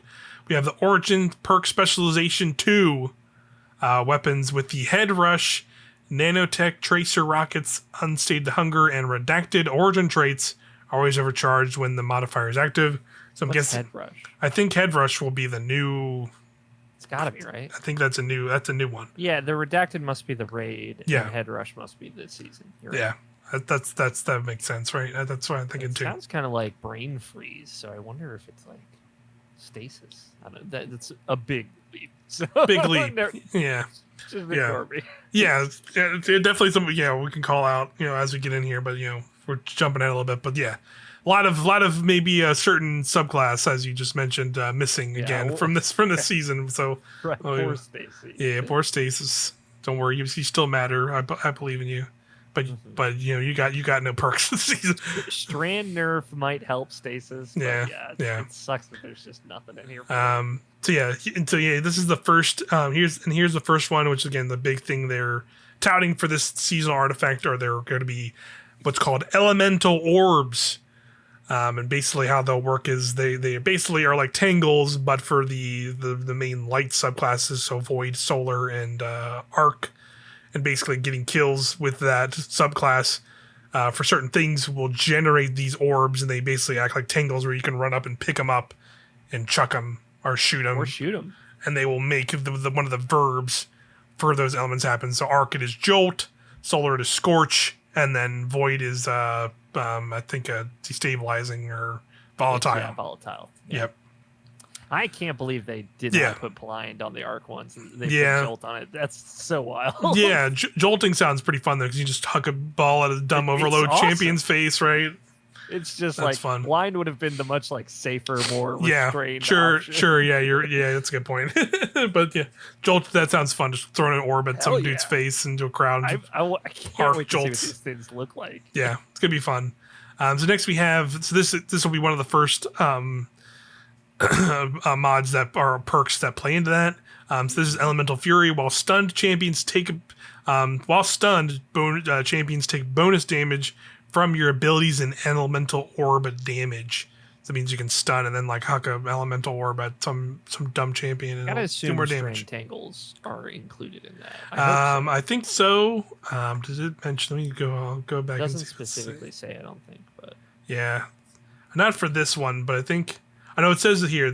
Trigger of the so it says certain perks deeper in the artifact also have various behaviors that trigger off these orbs and strand tangles.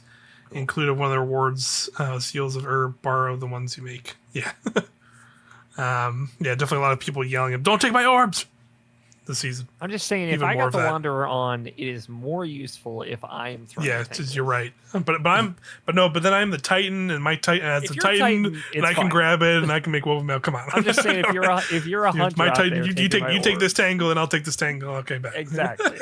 I always give Titans the respect. They're keeping me alive out there. But now, of course, we're gonna get whatever the new hunter one is. Going to be a different thing with the tangle. They're gonna be like, no, let me. I need to grab it.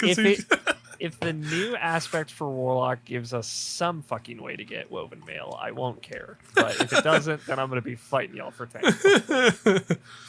But the next one up here is Rapid Fire Ranger.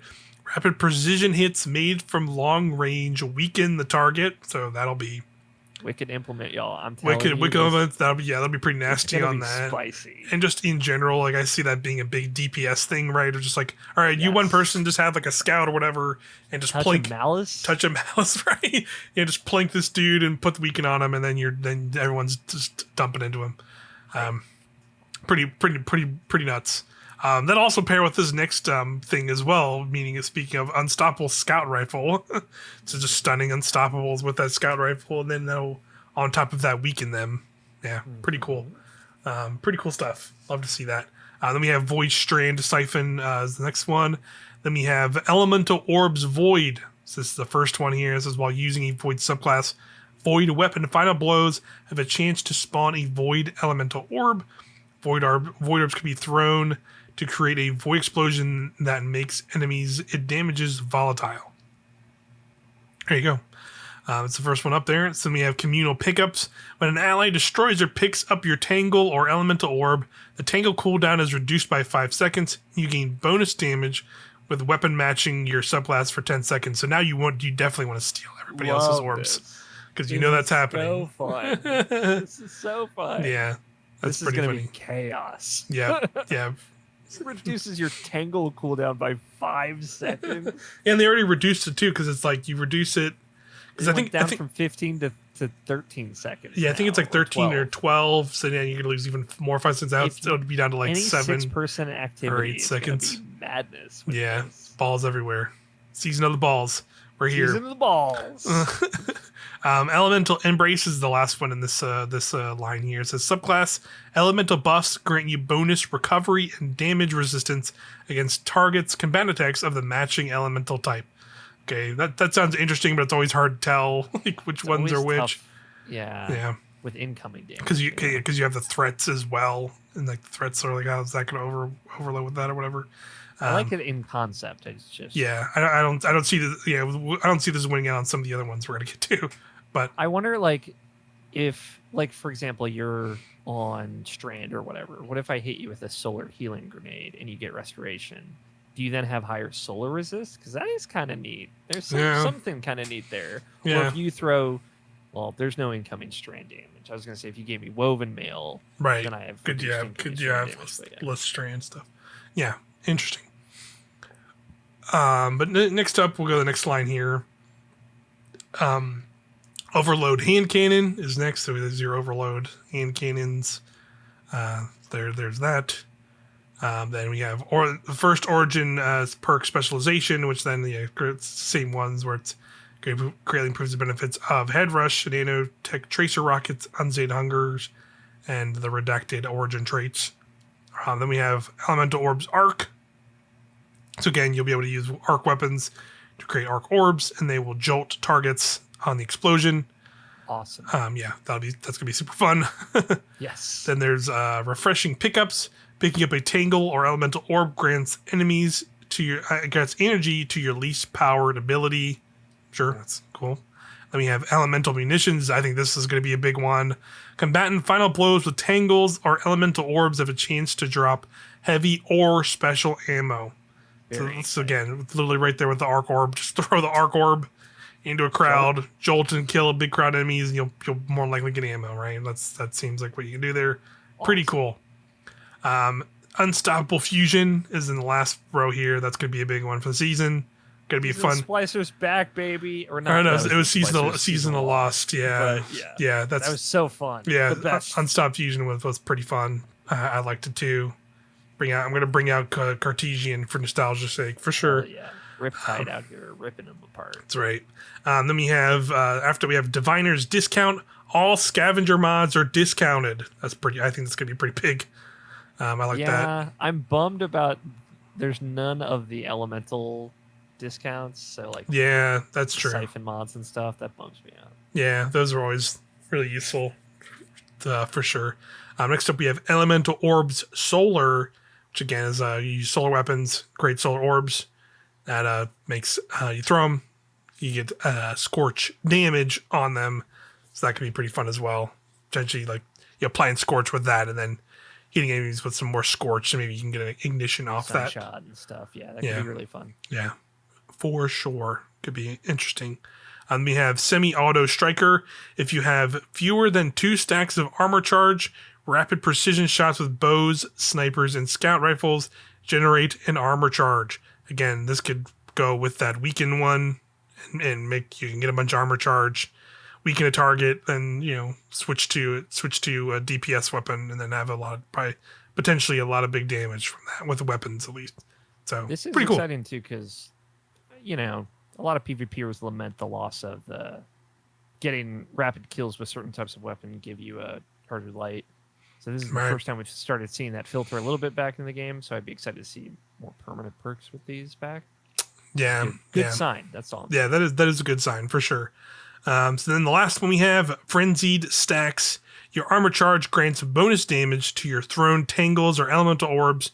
Your armor charge now decays over time. I mean, yeah, that's an easy one, right? Because if you're already doing like weapon surges and stuff like that, that literally just can stack on top of this, and now your orbs are doing. That makes Strand really potent. Yeah, exactly. That's gonna be making tangles with that one. What was it? The Thanatonic Tangles or whatever, and Wanderer, where you're making way more. And it's suspending when you shoot it now too. You don't have to go grab it. Yep. Strand is once again going to be very good this season for sure. It seems like PSA perks Overload Machine Gun and Overload Hand Cannon do not currently overcharge those weapons when that modifier is active. Mm-hmm. They're working on it. They're working on it. They'll get there. I'm sure that'll be a patch soon enough after the season drops. But there you go. That's your season perks for the season. Sounds pretty fun.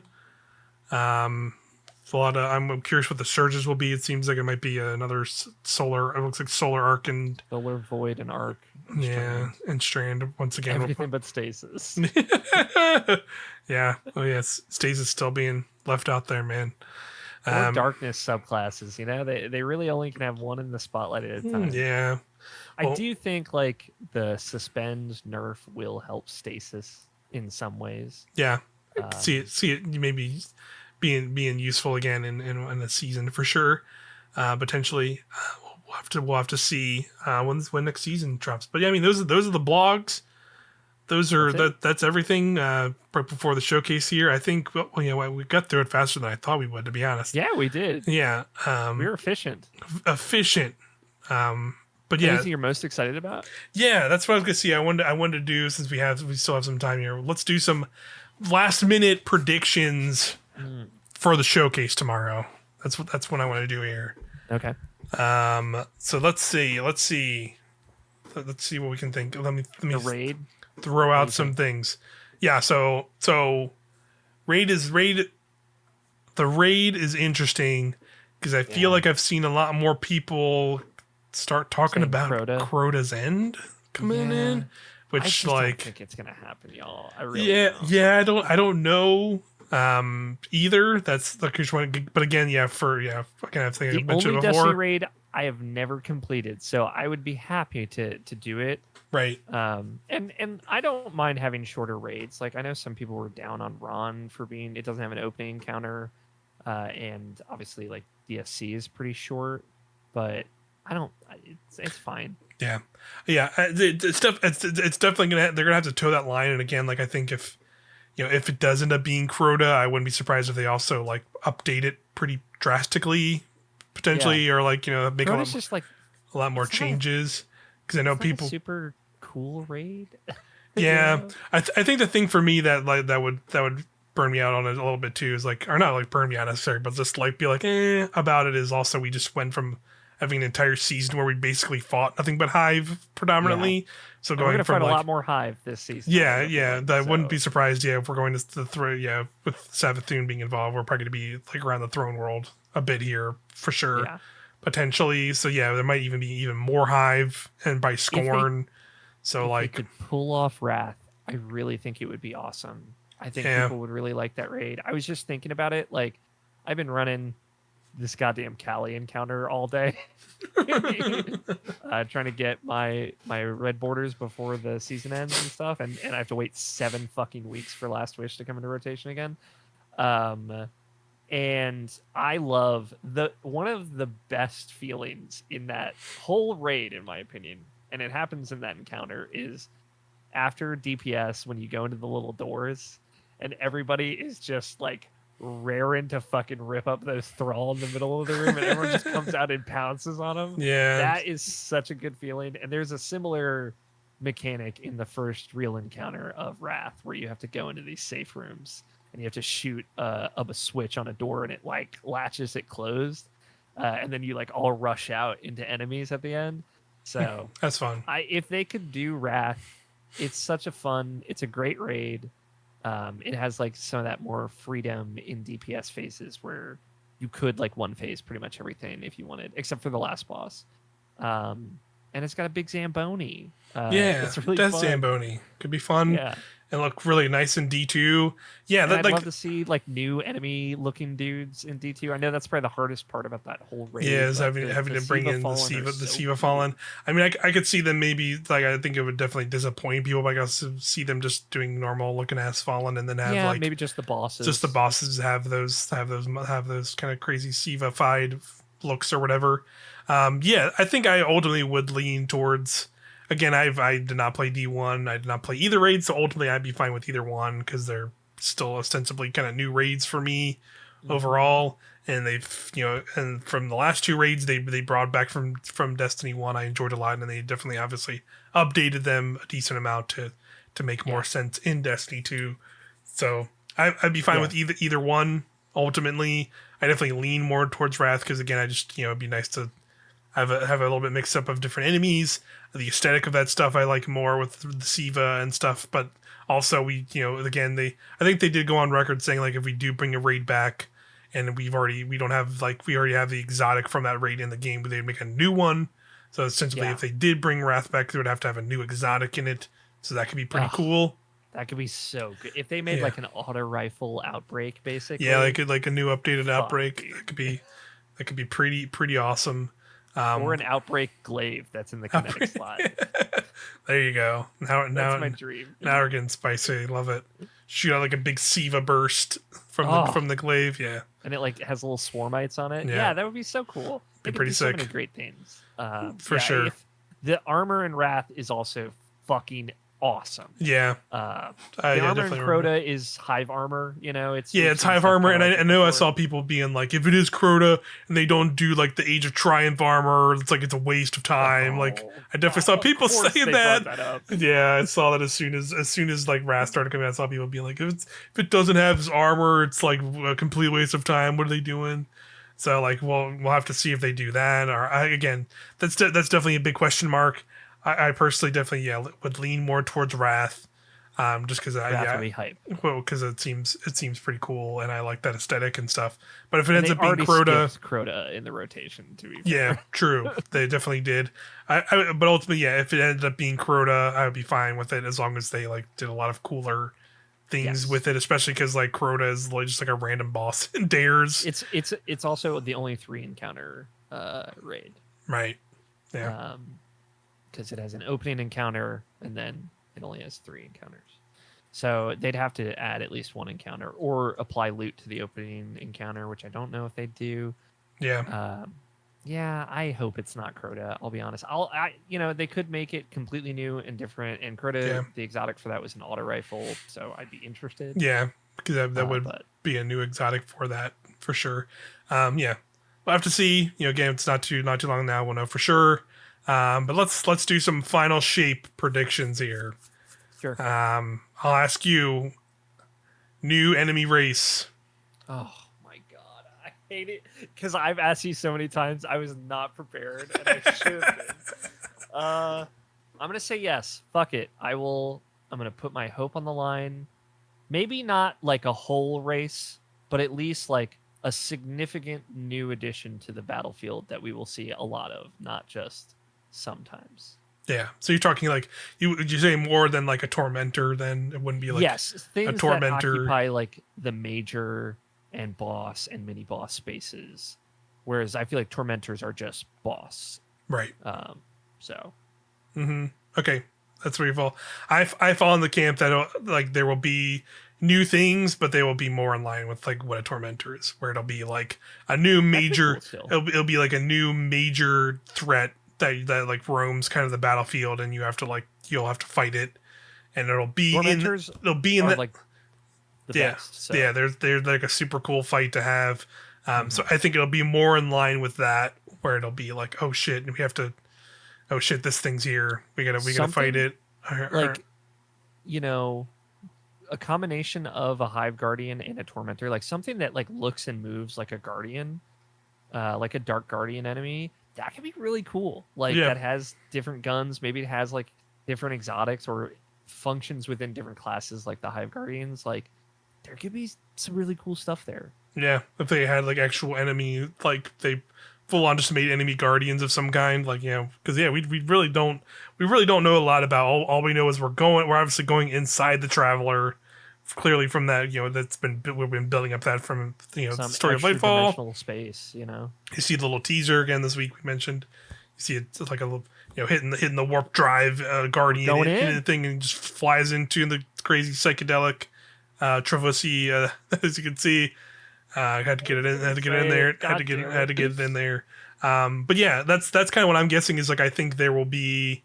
I think it'll be a mixture of like some Hive and maybe some Vex, or maybe like there'll be a bunch of different enemy types that we've already fought in throughout this destination. I'm guessing like there'll be I think there'll be much more variety just in that terms. Where like I feel like it's gonna be some kind of weird like dreamy like environment that we're going into, or some kind of weird ethereal zone that allows it to be like, oh, I'm gonna be running around in this area, and for some reason there's just gonna be a bunch of cabal running around here, but then I go like into a different zone and it'll be like Fallen and Hive, just like or something like that.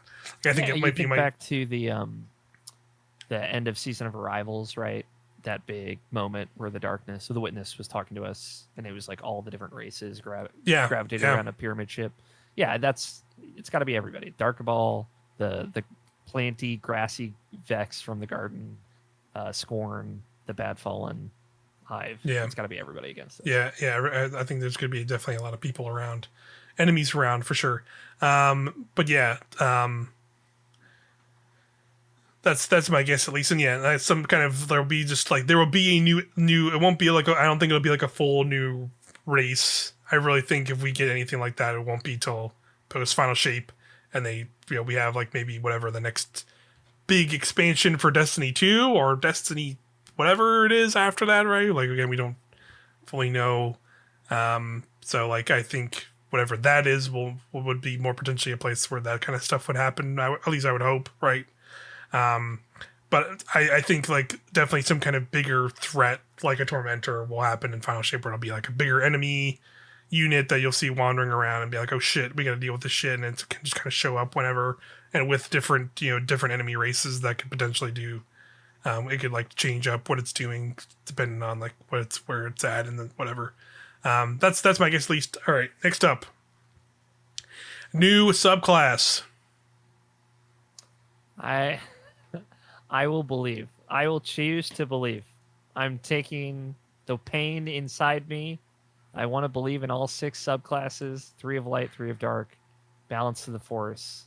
I think that would be awesome. And here's what, like, my dream of dreams with Final Shape is like we unlock the subclass, like we don't do anything with it until after we beat the game.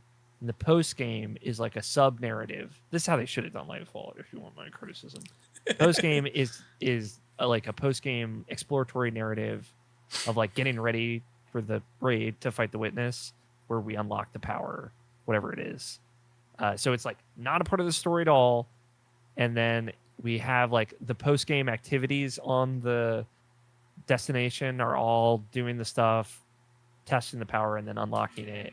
So it like feels like a real post game story, and it feels like a nice little bridge to the weekend to fighting the witness, and then And the raid. I think that would Having be really the cool. conclusion of the Light and Dark saga. I like that. I like that theory quite a bit, and I will also get on board the subclass train. I'm going to believe as well. Red subclass. I believe there's going to be a new. I think there's something. We'll see if it comes to fruition.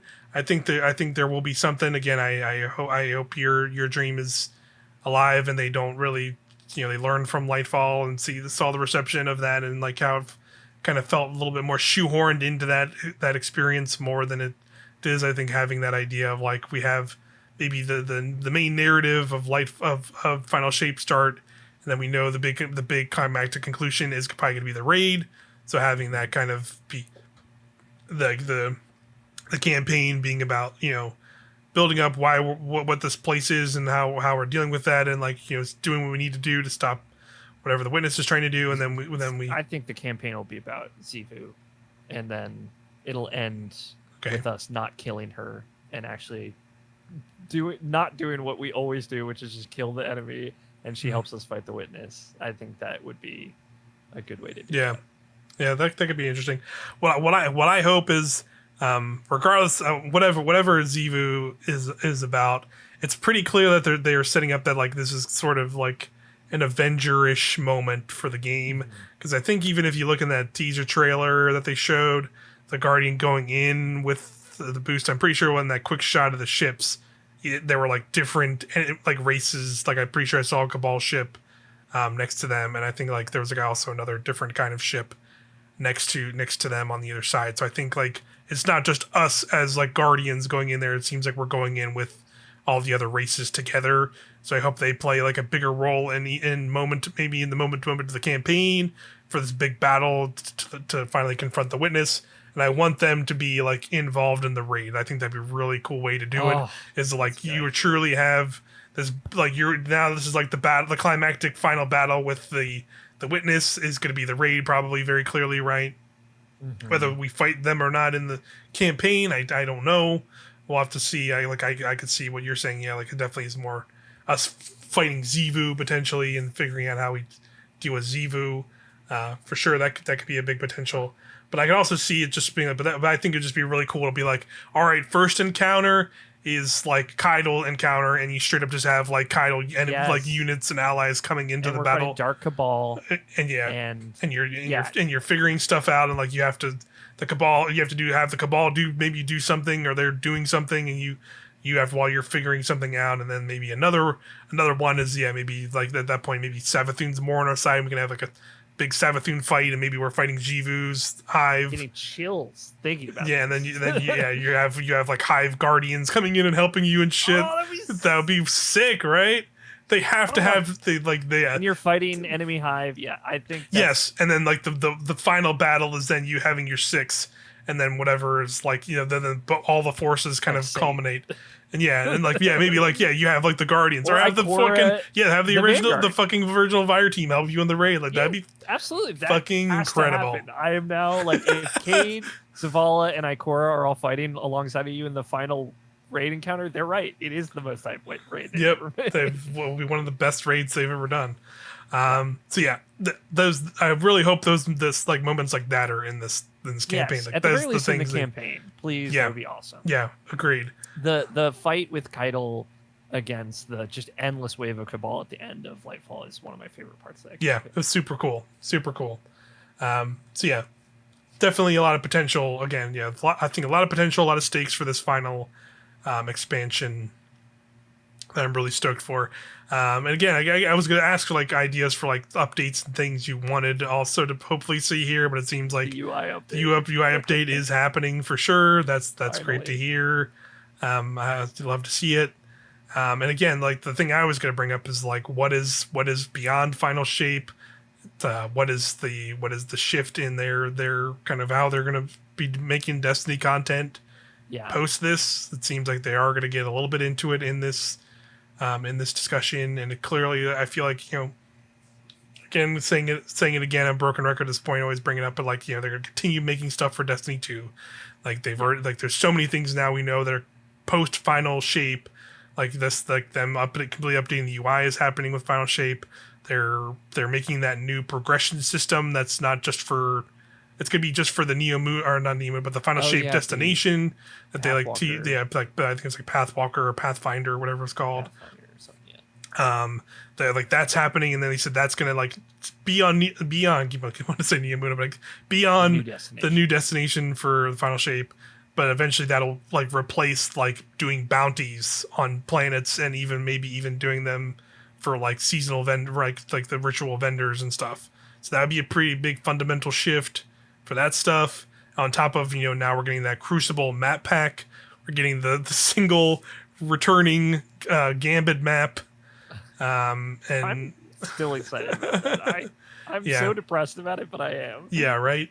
And also on top of that, like something like I could see them maybe talking about is like next year will be the 10-year anniversary of Destiny, the original game, releasing, and I can't not see them like not wanting to do something with that in Destiny 2, right? Like that, like come on, that's like easy money, baby, for them. Come on, like another anniversary collection would be hype. Another anniversary collection that like brings back a bunch of iconic stuff, some iconic armor, old strikes or something. Yeah, bring back old strikes or other things like that.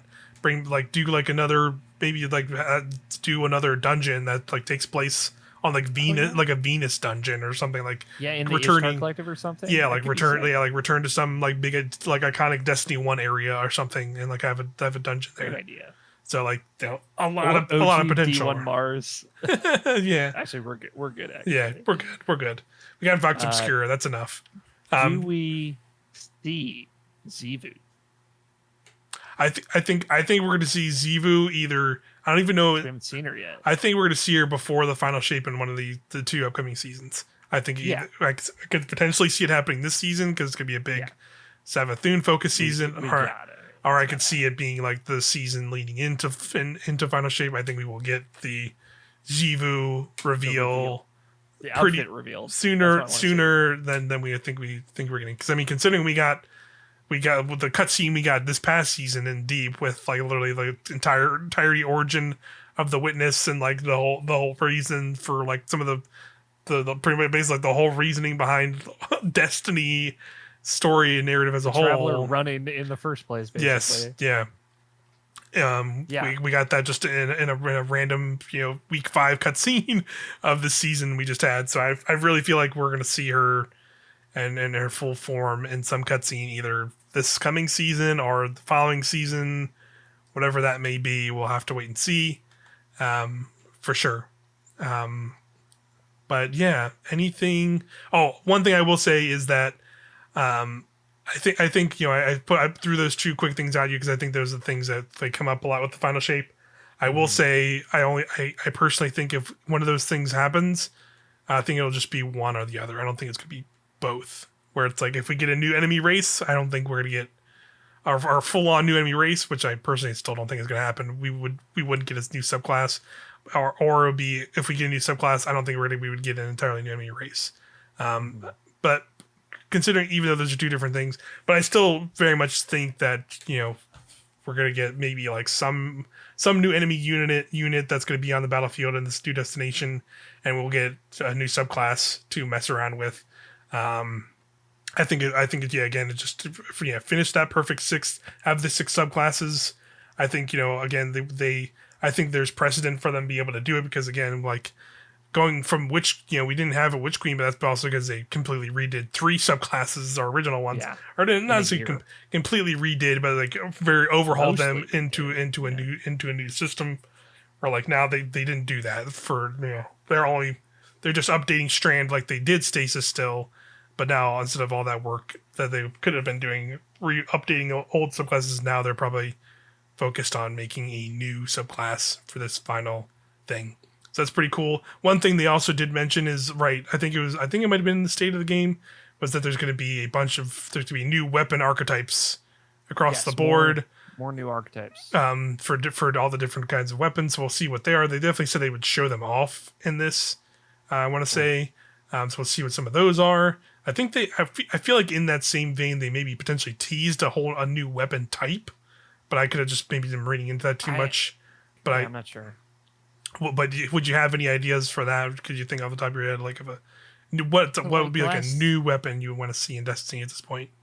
I think something that is facilitates like that like SMG auto rifle area, something a third choice in that, because I feel like you're pretty hamstrung into either or.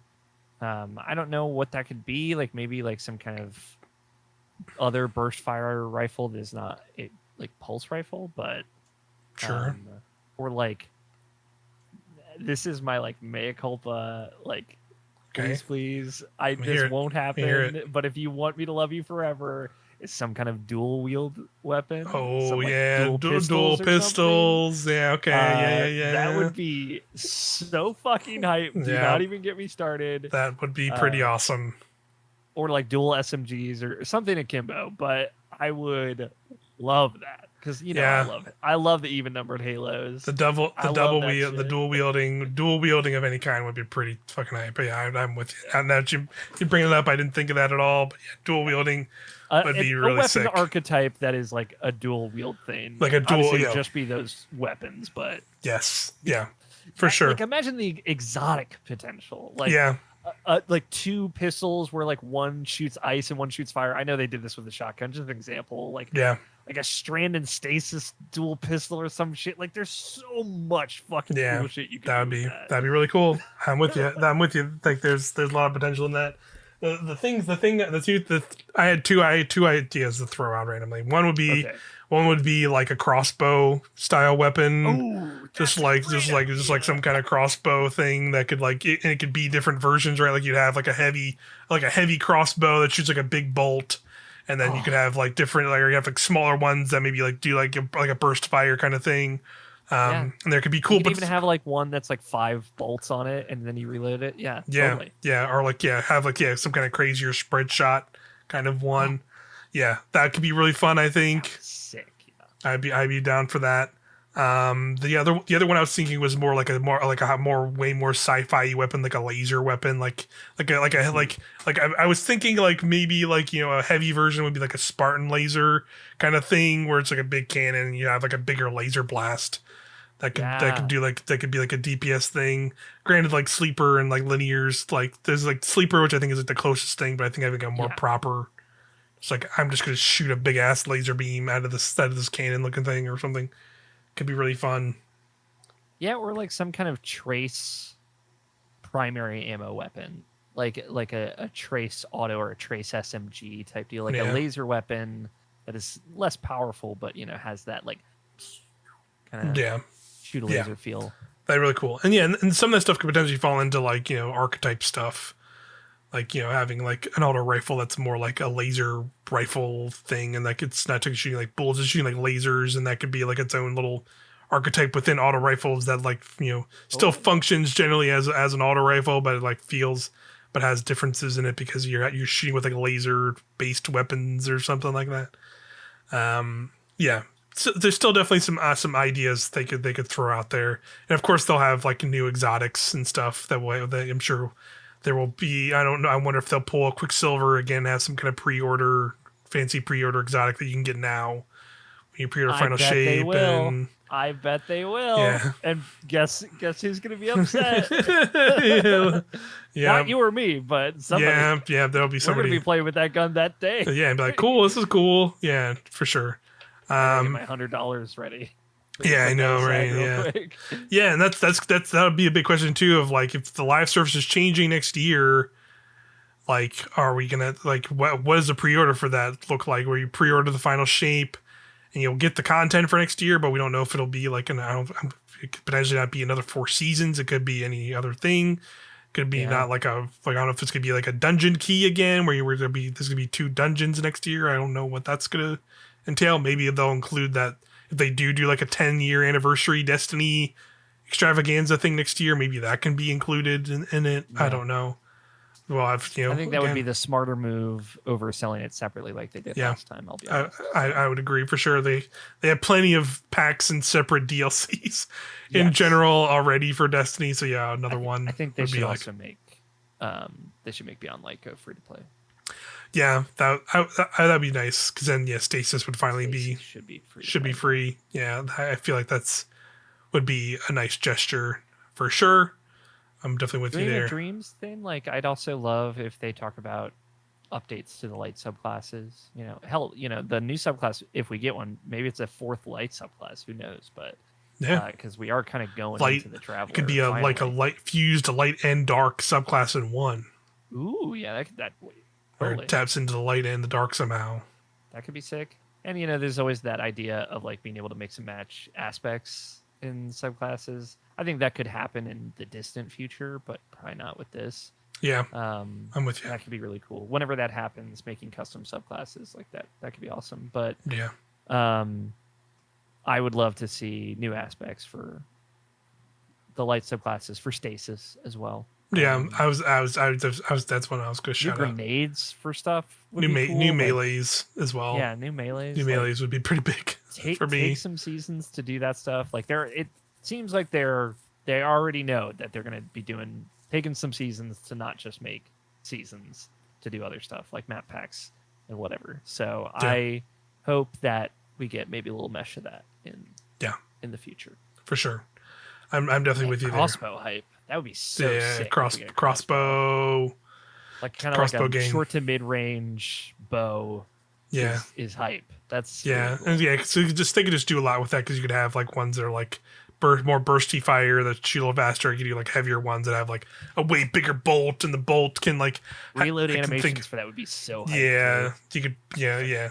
I'm just thinking of like having like one of those heavy bolts and you shoot it into a guardian and it sticks into them, and then depending on like you can have an exotic one where it sticks into them, and then it depending on what element it's tied to, it can like burst off into a certain type. Like it could burst and make them like blind or weaken or like a jolt. Yeah.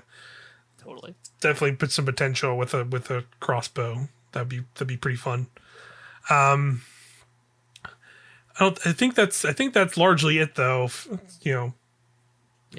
The end of Destiny as we know it. An exciting exciting times. We're gonna start learning about it here again in less than 24 hours from when this episode goes up. So yeah, I think that's gonna do it for this episode of Helm to Tower podcast.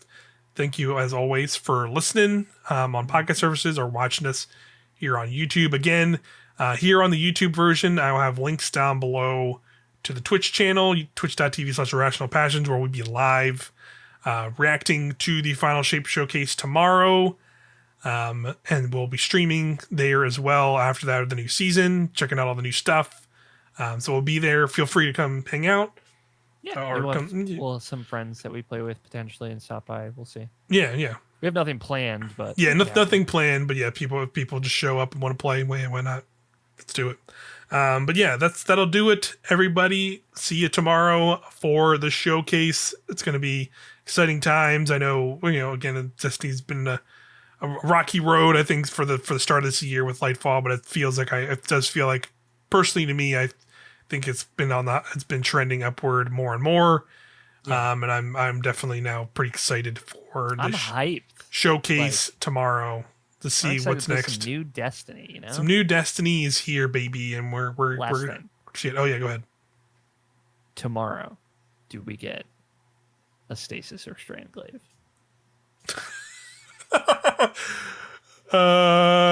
Is it finally time? I'm going to believe. I'm going to say yes, but I want to know what you think. Oh, I'm gonna say Strandglaive. We're gonna Strandglaive. Hell yeah! Strandglaive. Everybody in the comments, I need you to put Strandglaive. Strandglaive. Believe with us. Strandglaive tomorrow. We'll see it in the showcase, I believe, or maybe watch that be like the pre-order thing. Take my $100, you fucks. Oh, Never bought anything God. faster in my life. Oh God, that'd be too good. I'd lose it if that does actually happen. But yep, we'll see everybody tomorrow. Final shape is almost here, or the reveal is almost here. So we'll see y'all then. See you, Starside. Yep. See you next time. Bye bye.